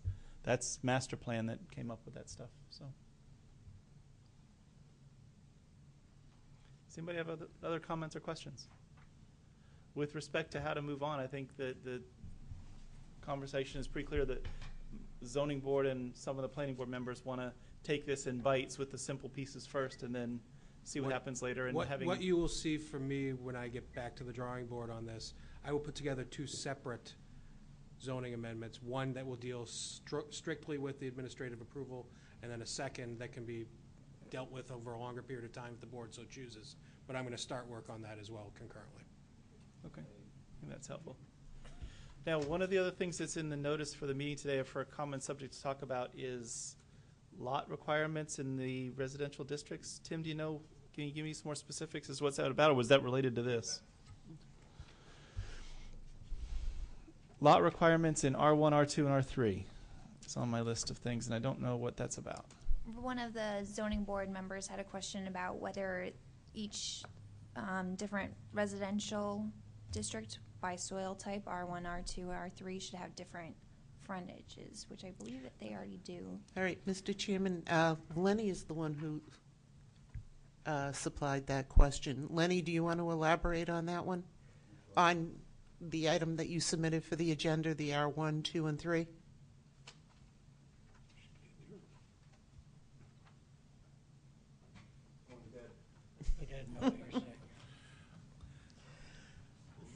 So from what Donna supplied to us, there's some questions about requiring different road frontages for the R1, R2, and R3? Which we currently already do. Okay. And so is there... I wasn't really able to discern what specifically the question was in terms of the differences between the districts from Lenny's question, so that's why I wanted to have the discussion here tonight.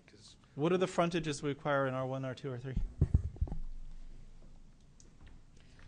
R1 is 250 feet, R2 is 200 feet, R3 for single-family residence is 150 feet, two-family residence is 200, and then R4 for single-family is 150, two-family is 200, multifamily is 200. Okay. If you're making square lots with 200 feet of frontage, you're talking about 1 acre lots, because 200 by 200 will be 40,000 square feet, and it's just a little under an acre. 250 feet of frontage across the front will get you something a little bit bigger than an acre. I don't know if we're ever looked, if you have square lots. If they're rectangular, obviously, you can do whatever shape you want, but. There's minimum lot sizes as well that go along with those. So for R1, 100,000 square feet. R2, 80,000 square feet. R3, single family is 40,000 square feet. Two families, 80,000. Then same for R4. So 100,000 is 2.5 acres, 80,000 is roughly 2 acres, and 40,000 is roughly 1 acre. So for most of our subdivisions, we're requiring 2 or 2.5 acre lots. For those that are in the R1 district, which is the most limited soils, that's why this lot size requirement is greater, so that we have sufficient soils to handle the septic system and all the things we talked about with the with Karen earlier tonight. That's the reason why the lot size is larger in those, and the R1 and the R2. Then it's basically R4 has water and sewer, and the other three do not have sewer, and they're based on the soil's carrying capacity for the septic So system. R4 has sewer, and those were the 40,000 square foot lots? 40,000 for single family, 80,000 for two family, and then 40,000 per unit for multifamily. Okay. I never really sat down to try to analyze what I thought of that stuff, but it seems like it's worked for the years up until now without causing us grief. Does anybody have any other thoughts? To a degree it worked because the septic system in, I don't know, Tim could probably answer better than I. When septic systems, like everything else, have really evolved, they used to need the 2.5 acres. They needed the big acres for septic to protect their own water well. Well, now if they have water and they have modern septic systems, some are part chemical and part natural. They have everything, you know. I can't even think of the one that doesn't even need a septic system. Can't even think of the title, the name of that. But anyway, those things have moved up while the lot sizes stayed the same. And if there is a way to deal with that, we just need to be cognizant of the fact that you can put a very good septic system now on a much smaller area than you could 30 years ago. That was the only point. So today, if someone comes forward in the R1, which is the 100,000 square foot lots, and says, I've got super duper septic systems, I can make this work on smaller lots, I want to do more lots, they get their relief from the planning board or the zoning board. So they got to go to the zoning board and tell it to the zoning board. They've also got to get past DES with the subdivisions and the septic systems. DES makes a determination. Yeah. And so would there be a need to make that a more streamlined process for customer service kinds of ways? Is there a way to do it? Or is better off leaving that alone? If I may, my suggestion would be leave it alone, but just be cognizant of the fact that we need to be a little more lenient now, because I wish I could think of that term, because you don't even need a septic field for the... I've seen what you mean, Phil. I know the one. Talking about aerobic digestion? Is that what you're talking about? Yeah, aerobic. There you go. And anyway, the point being that we just need to be cognizant. We don't have to change anything. Well, we have to be aware of, well, it'll work now with a modern septic system. It may be worth talking about, though, because if you've got a 2.5 acre limitation, you got to come to the zoning board for a variance. You've got to meet variance standards, which are the 5 set out in the statute.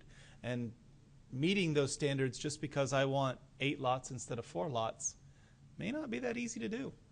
And maybe making that a special exception, which has a much more lenient, much more flexible structure rather than variance. I don't know. Or maybe, like I said, maybe it's a problem that it's a solution that doesn't have a problem. I think that part of the, I'm sorry. Oh, go ahead. Go ahead. I was just going to say, I think that part of what Phil's trying to say is that because there are different types of septics, we're treading on planning board territory where we shouldn't be. So, you know, I don't see that. I mean, I don't see why we aren't septic engineers any more respectably than you probably are. I mean, if you feel that the gentleman who comes before you with this development can demonstrate that he has an approved septic system which will work on a smaller area, then you have the right to give him relief. If he meets the 5 criteria. And if he meets the 5 criteria. And the 5 statutory criteria. That's not easy. Yeah, it's not easy to do just because you want more lots. Exactly. I mean, I think ultimately, short term, I think leaving this section alone is probably the best thing to do. In looking at when we get a little further along with looking at some of the more land use and zoning, the more detailed zoning changes that we might be looking at in the future, that might be the time that we try to take a look at this. Lot sizes for soils-based lot sizes vary widely from community to community. I came here from Londonderry. Londonderry uses soils-based lot sizing. Their largest lot size is also 100,000 square feet. But in general, typically their biggest lots for most of the soils that they have there is generally in the 60 to 80,000 square feet when you have bad soils. But Merrimack has a completely different set of circumstances, having the confluence of all the rivers that we have here and the water bodies that Londonderry just simply doesn't have. I think it is something that if we want to look at having relief from those large lot standards when you do have these higher technology septic disposal systems, I tend to agree with Rich that it really is probably more of a planning board type of decision than it would be a zoning board decision, because I don't think you really fit that type of application into the 5 points of law. I still don't know how you're going to prove all 5 points legitimately in that type of scenario, whereas if you set it up as a conditional use permit process where the planning board sets a set of criteria that when you come for your subdivision, if you meet X, Y, and Z, you can reduce from 100,000 down to 60,000 square feet. That, I think, is a better place to have that conversation than trying to have that go through the zoning board and a variance. I'll roll over and give in. Thanks for the explanation, Tim. I'm okay kind of taking it just with a introductory conversation here tonight and dealing with it as we go forward in the ways that you've described, because it seems to be something that we've more or less found a way to manage so far, and we can improve it, but it's not necessarily screaming out for immediate attention. At least in the 3 years attention. I've been here, there have been a handful of lot size variances, but most of them generally more likely have to do with the requirement of the contiguous upland area than it is the actual lot size. That seems to be where some of the issues come into play.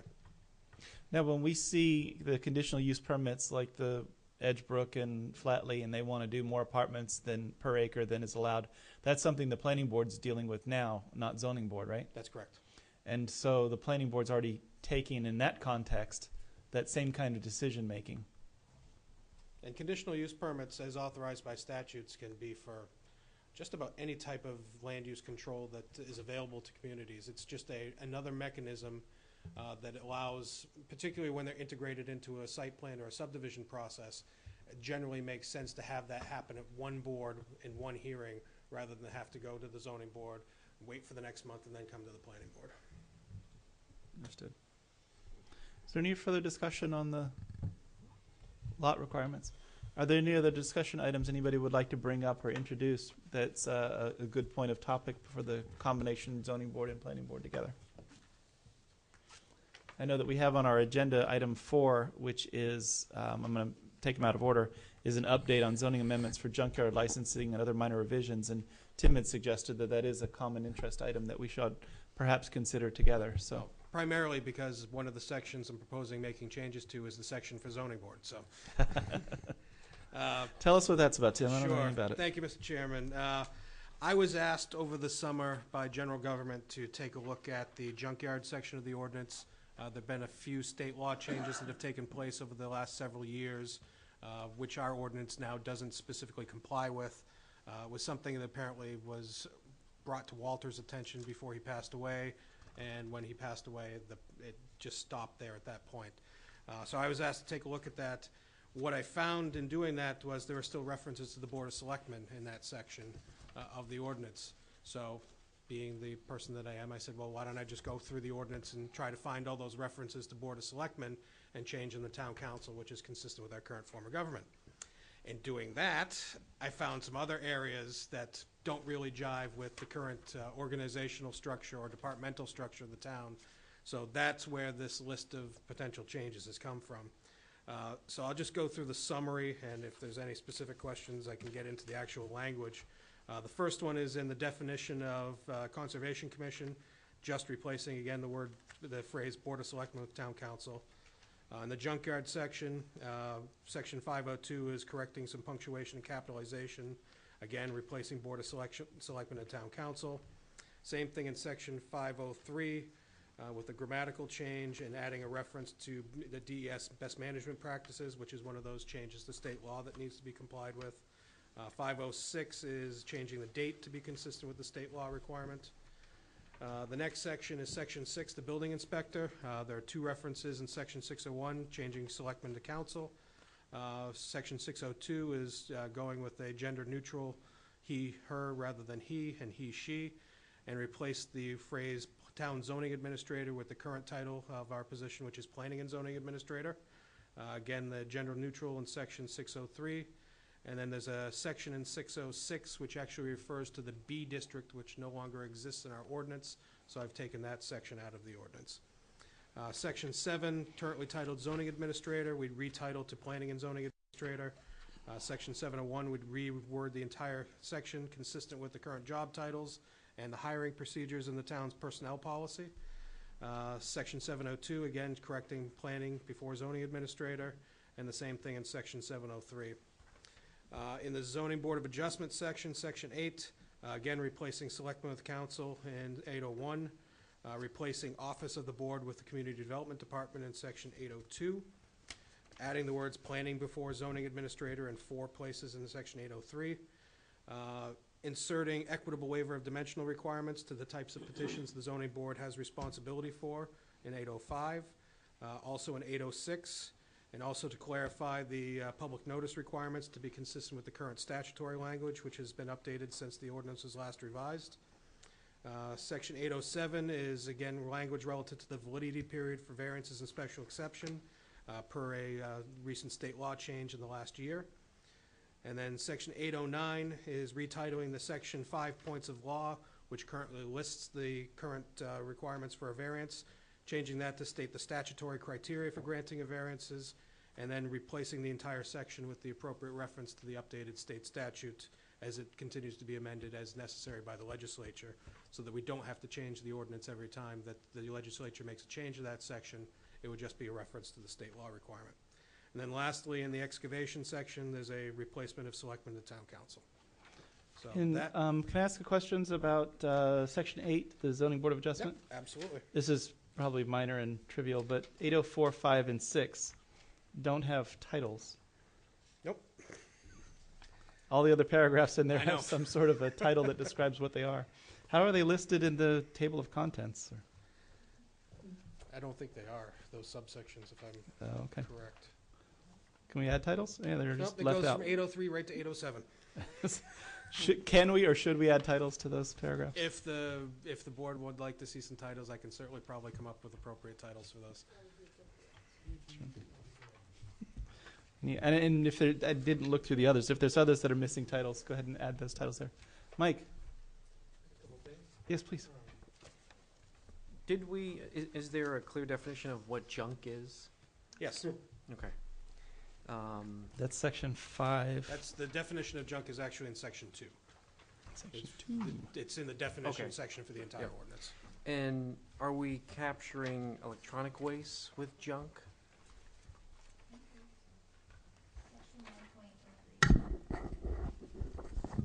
Section 1.0327 defines junk, and then 1.0328 is junkyard. And I don't believe there's anything about electronics, machinery, but nothing about like computers or other scrap. Worn out, cast off, discarded articles. It's probably worthwhile, I think what Mike's getting at, those items all have heavy metals and toxics and things like that that you don't want people throwing out in the woods. So it may be worth considering that and whether there should be a change. I'd support that. And then Anybody driven down Joppa Road recently? No. So we'll also take a look at the, definition of a junkyard. we'll take a look at the definitions for junk and junkyard. when you, number 503, number 4, you say provision is made for monitoring wells. What does that imply? That gives us the option of asking for that, or that they're required?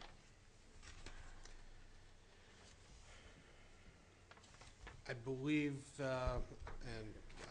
because this is a section that's administered by, well, it was administered by the selectmen, now administered by the council. I believe that gives them the ability to require that, Okay. rather than requiring it in all instances. Okay, yeah.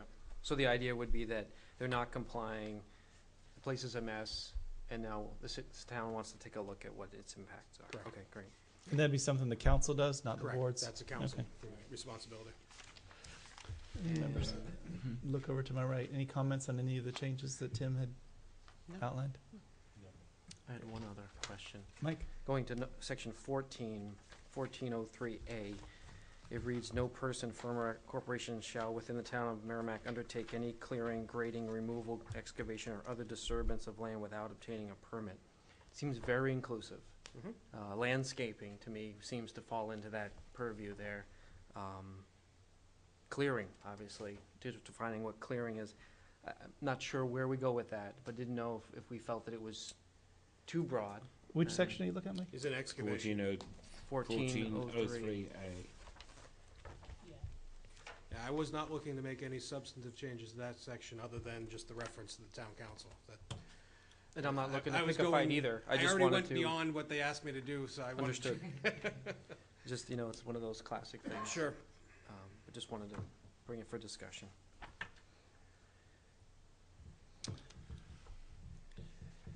Probably is worth a discussion at some point in the future. I agree with Mike that it does sort of sweep in everything. It also suggests that the planning board issues permits. The planning board does issue excavation permits. We do issue excavation permits. I know that we had those. But not with, clearing, right? No, that's, there certainly could be some cleanup of that section at some point. Okay. I like something.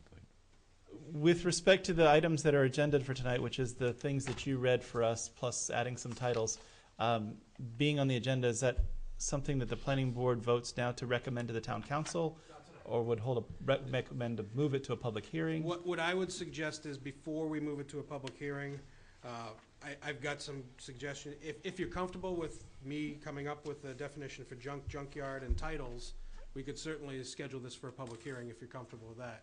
If you wanted to have another workshop discussion on this before then, we could do that. That's your option, but we will need to have a public hearing noticed before we can make an official recommendation to the council. Speaking for myself, I'm comfortable with Tim making the changes and moving to a public hearing if that's the will of the board. I would agree from that side, and I do like Michael's suggestion regarding computer and electronics, making sure that does fall into the junk definition. Or I agree wholeheartedly that those is something that should be specifically outlined. Tim, do you need a vote of the planning board, or is it consensus is fine? Okay. That completes item 4 on our agenda, which is the last of the things that involve both the planning and zoning board together. There is a bit of administrative business for the planning board to deal with tonight, but I don't know, before we end the zoning board piece of this, is there anything that anybody wants to add or offer up, discuss, take this opportunity? I just recommend that we have at least one a year. I think if we get into a thing of back and forth, I think we can really learn a lot. The two groups can learn a lot from each other. And basically, your feeling of how things are moving along. Are they moving along well or not so well? To me, that's the really important. Because we can always adjust. Hardship is, you can play with that all day long. You might get it right, you might get it wrong. But we need to know the overall feeling, of the two boards. Sure. My overall feeling is that procedurally, both boards and the community development department have done a great job at figuring out customer service from the procedural standpoint. Get it on agenda quickly, help them get their materials in, help it get it organized. Substantively, it's always going to be up to the applicant to meet the substance of requirements, and I don't think that it's our obligation to lower the bar substantively. Procedurally, let's get it done as quick as we can. I think the zoning board does a good job. I think Tim's department does a good job, and I hope that the planning board does a good job. That's my I think everybody does the best they can, but that doesn't mean we can't do a little bit better. Oh, I agree. And the Communication ADU and education is one of For those. instance, a lot of people are of a mind that the best lots, the nice square 2.5 acre lots, are used up. Now we're getting into these little odd shaped things that create which is always an argument for hardship. If it's an irregular lot, that's always opens the door to a hardship. And courts are all over the place on it, so zoning board really doesn't know how to go on it. So therefore, we need feedback from other boards? I think reasonable person standard is best I could offer. I know that's not the legal standard or whatever for meeting your 5 points of law, but you know, if someone's got something proposed that seems a reasonable approach, from a planning board standpoint, that's all it takes for us to support it. Well, that's brings up another good point. It's sort of easy to read the law. I mean, it can be difficult to understand exactly the nuances, but it's sort of difficult it's sort of easy to read the law. It's pretty hard to know when it should be a good idea to break that law. You know, it's really... That's why you have attorneys. Yeah, and they're overpaid. No, we don't. I didn't say that. Deserve every penny they make. No, well, the planning board doesn't get to break the law. That's you guys' department with your variances over there, so you guys get to do that. Thank you all for coming. Thank you for suggesting having a meeting together and working to make the agenda work. Thank you for coming up with the ideas. I found it very valuable and very beneficial to have everybody come. I hope you did too. Very much so. Mm-hmm. Appreciate it. Thank you. Thank you. Thank you all. So, leftover items on our agenda, which you're welcome to stay for if you want to, but obviously you don't have to. We want to get home before the snow. Yeah, well, it was falling when I got here, so good luck. Discussion of planning board process for determining regional impact of projects under RSA 3656. Tim, what do we got there? Thank you, Mr. Chairman. This is one of those topics that has been on the back of my mind for 3 years that I've been here. It has been that long now. 3+ now, actually, almost 3.5. One of the things that I think is missing from the planning board's overall process is the requirement under RSA 3656 that the planning board make a determination if projects are of regional impact. My understanding has been that typically the board here in Merrimack has only made determinations when there is a project of regional impact, but that you have not made decisions, at least in the 3 years I've been here, that projects do not have regional impact. What I am recommending is a minor change to the agenda, that we would add a section under the Planning and Zoning Administrator's report where we would come in with you to let you know which applications have been submitted since the last meeting. We have some suggested criteria for the board to use in evaluating whether a project is of regional impact, and that at the beginning of each meeting we go through and make a determination on every project as to whether or not they do have regional impact or not, so that we can satisfy the requirements of the criteria. I've had at least 2 questions of late within the last 3 months questioning whether or not we had made regional impact determinations. One from the town of Bedford regarding the Flatley conditional use permit, and a second from the town of Litchfield determining the as of yet not submitted and may or may not be submitted FW Web project. Both of those were asked if the town had made a determination of regional impact. In both cases, for FW Web, obviously we don't have an application, we can't make a determination. For Flatley, because there's no actual construction allowed under the conditional use permit, it's not appropriate to make that determination at this time until they come with the actual site plan and subdivision applications, which is what the statute requires. So the memo that I presented for you here tonight, I think, gives you an idea of what the process should be for us in terms of going through the notification process should we determine projects are of regional impact, as well as some suggested criteria that we would make a recommendation to you on each individual project as part of our process at the beginning of each meeting, so that we can make sure that we're fully compliant with the state law. This is very similar to a process that I instituted in Londonderry about 7 years ago. They basically, at the beginning of every meeting, if there's new applications that have been submitted, I used to prepare a brief report with a summary of what the project is, a map of where it's located, and then if it met the criteria, I'd say I recommend you make a determination, go through the formal notification process, or in the alternative, if it doesn't meet the criteria, recommend that it's not regional impact, and that closes the book on that part of the process. So that determination needs to be made before we accept the application and consider it for review, because we've got to get the town's notice of it. Now, is there a window of opportunity for someone to miss tonight's meeting, submit something tomorrow, and get on the agenda for December 16th? No. Okay, so there wouldn't be a situation where we're going to miss somebody by doing it in the pattern that you've proposed. Correct. Unless we, for whatever reason, get snowed out for a month or something. Even if an application is submitted that they don't want to have the board see for 2 months, I would still recommend that I bring it to you as soon as it's been submitted. The next available meeting, we would bring that project to your attention and say, we need to make a determination on this particular project. When an applicant wants to keep it confidential like that, is there a way to bring us the information Once and they go to maintain an that? actual application, it's not confidential anymore. Okay. So when you say an applicant doesn't want to bring it to the board, that just because they're not ready with the If they want to have details, CLD do a review before they come to the board, they may want to take the extra time. but they're not doing that for confidentiality purposes. They're Correct. just trying to get through the process a little Correct. smoother. Okay. So time-wise, if we do what you're proposing, we would at some point in each meeting hear a forecast of what's coming up and decide whether any or all of them. Now, what kind of criteria are you proposing with respect to what might be or not be? The, on the second page, under the recommended procedure for the planning board, the bulleted points, the questions would be, is the proposed development directly adjacent to municipal boundary?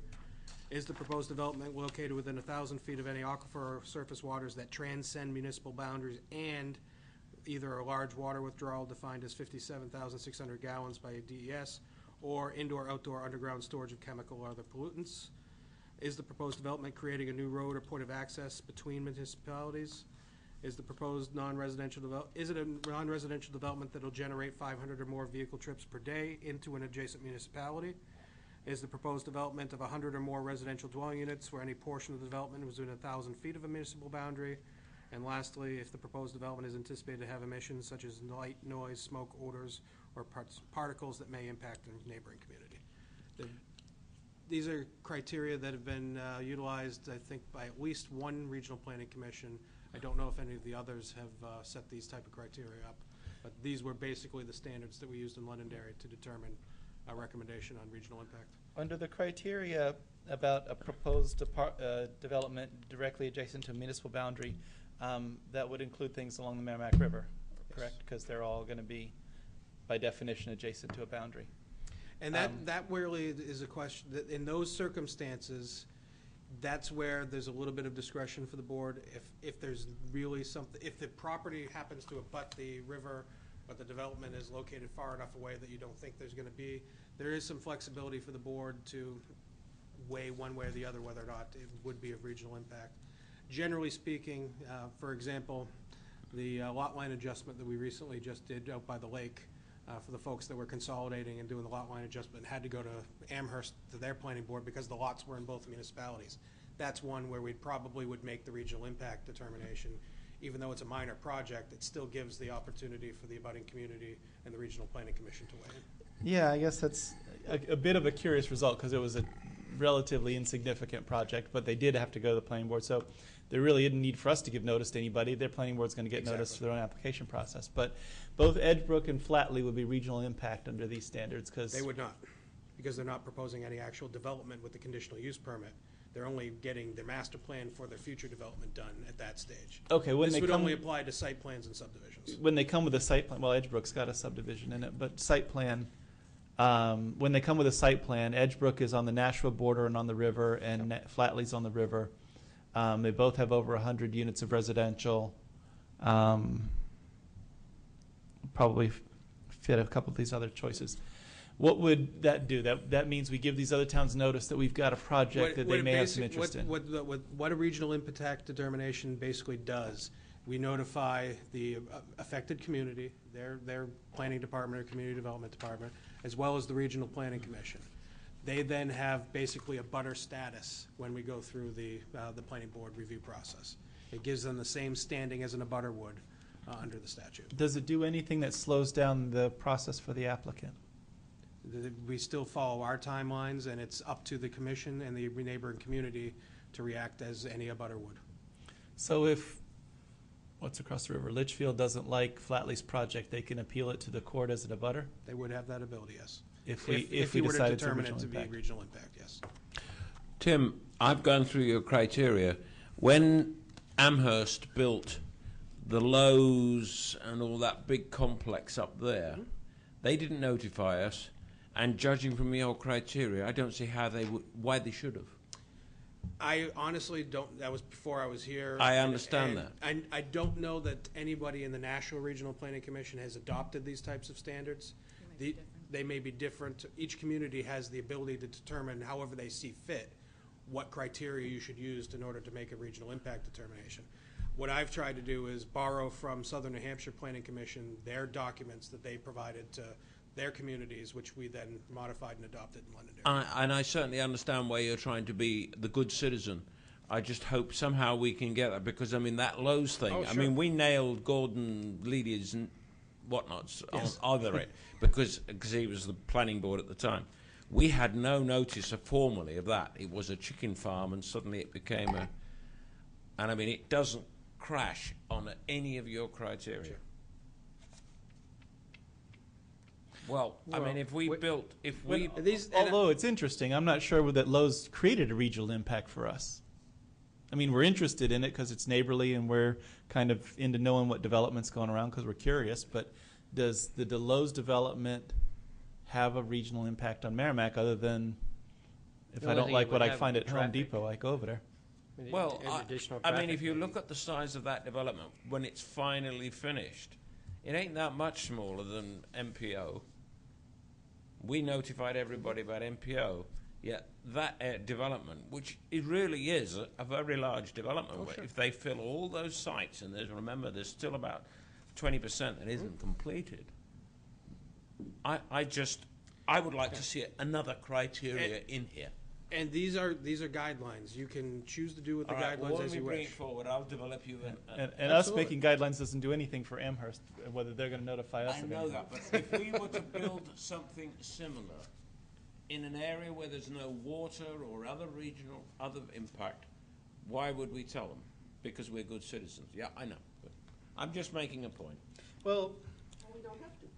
no, and I appreciate what you were saying, but from the applicant standpoint, because it does add a butters to the applicant that could cause some grief to the applicant, I'm not looking to be any more expansive than we need to be with defining what's a regional impact. I want to get it right, but I don't want to go too far and put the applicant under a burden that they don't need to be under. I can count the number of projects that were determined to be regional impact in Londonderry on one hand and on one finger over the 11 years that I was there.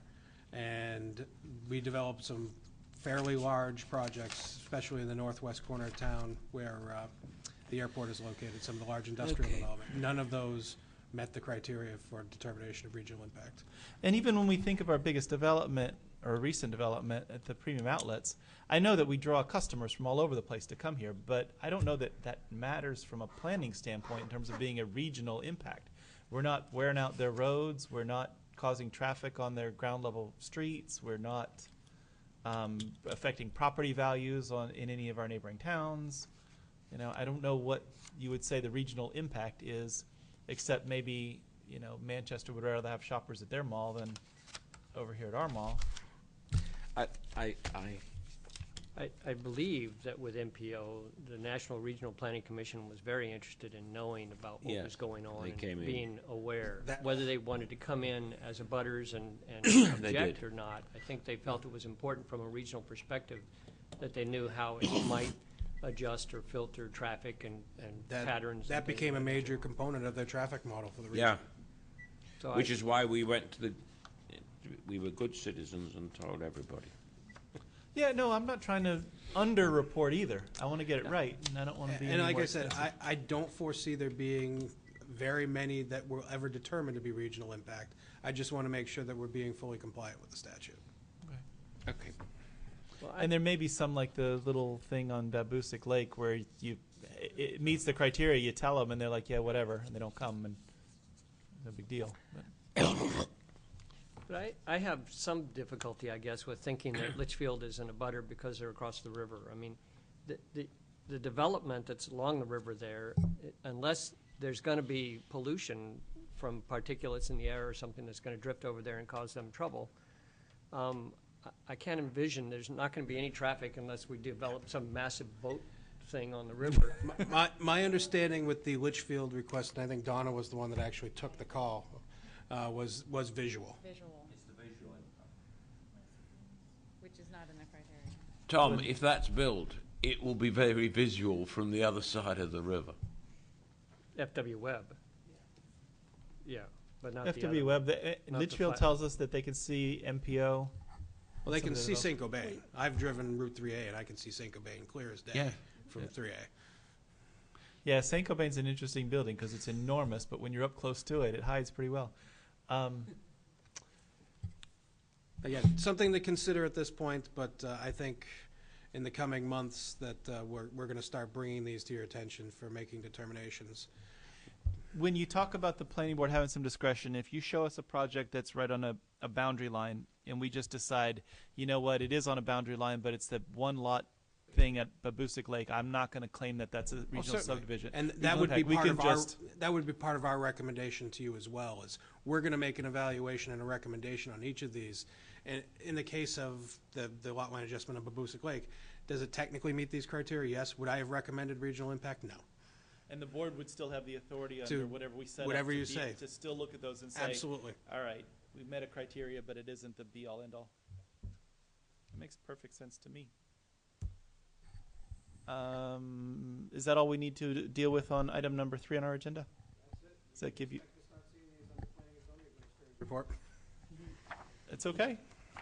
Because So we actually can start using that section of the Yeah, I agenda. call that out every time and there's no report. So let's look at item number 5 on our agenda was just discussion and possible action regarding other items of concern. There's a voluntary lot merger listed there, which the secretary and I have already signed off on. And it's listed there because we want the board to know, but we don't have any statutory discretion to deny it. So there it is. And then there's listed potential performance bond establishment for Wildwood Acres subdivision. Tim, tell me what that's about. We actually have 5 bond actions for you here tonight. You should have what was left in front of your seats, 4 separate memos from Kyle Fox. The first is for Wildwood Acres. The first part of that memo is to establish the road bond for Wildwood Acres, which is the Lexi Road, Pollard Road project off of Amherst Road. The road bond estimate for the establishment of the initial bond is $1,075,744.07, which will be the basis for the maintenance bond upon the eventual acceptance of the project.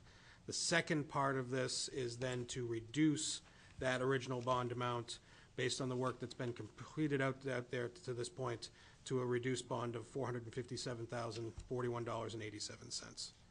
So we need first action to approve the initial road bond of 1.075 million plus, and then the second motion would be to reduce that to the 457.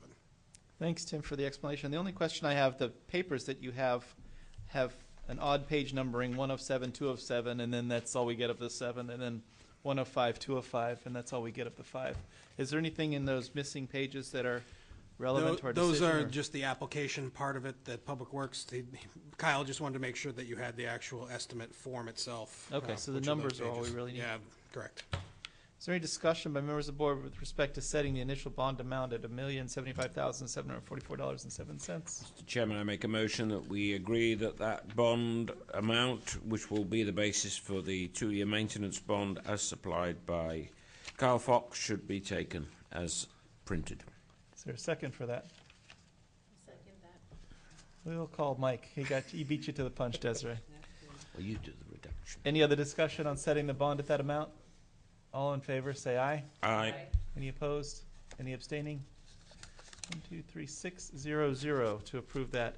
And then the second motion on this one that staff has outlined is a reduction of that initial bond amount to represent the amount of unfinished work, I take it? Correct. Of $457,041.87. Is there any discussion with respect to that You need recommendation? a new motion. What's that? You need a new motion because it's a separate action. Yeah, I was just Okay. do discussion part first. I make a motion, we agree to the reduction to 457, whatever it is, 4187 as recommended by Kyle Fox on his memo. Is there a second for that? Desiree beat you that time, Mike. All in favor? Aye. Any opposed? Any abstaining? 600 to approve that reduction in bond amount for Wildwood Acres. Tim, what's next for us? The next on your list is the release of the maintenance bond for Portside Drive. Memo again from Kyle Fox. recommending the release of the 2-year maintenance bond in the amount of $39,582. Is there any discussion of that item? They're all separate projects, so I need separate motions. Okay, so we need a separate motion. Any discussion on the Portside Drive? Tom made the motion, I heard. Tom made a motion? So moved for Tom, second by Lynn. Any other discussion? All in favor say aye. Aye. Any opposed? Any abstaining? 600 for Portside Drive. Which one? Next on the list is a performance bond release for Dumas Lane. The maintenance bond is going to be in the amount of $44,603.50, which is 10% of the original bond. The department is recommending that they recommend acceptance of Dumas Lane to the council in accordance with the regulations as well. So we're in one vote. We're going to establish the maintenance bond at $44,603.50 and make a recommendation that the town council accept Dumas Lane as a public road. Correct. Is that correct? Yes. Any So discussion? moved. So moved by Ms. Fault. Second by Ms. Christensen. It's the release of the performance bond.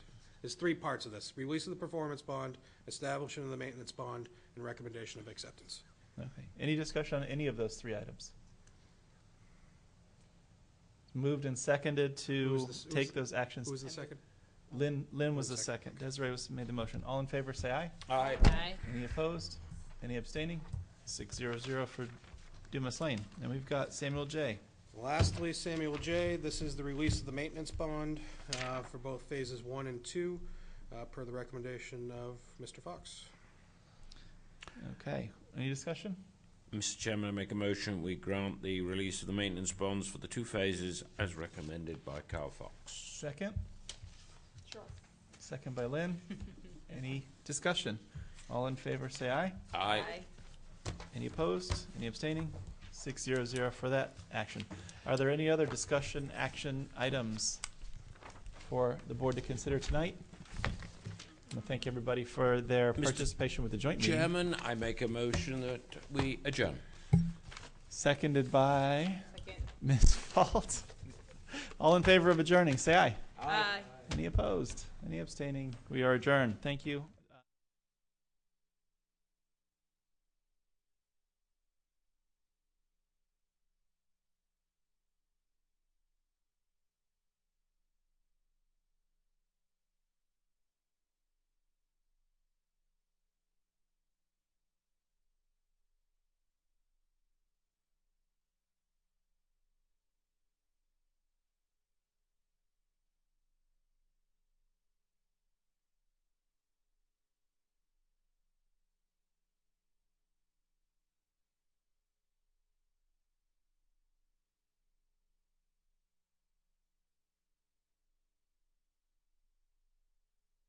Making a decision. But, you know, that being said, you have porous pavement driveways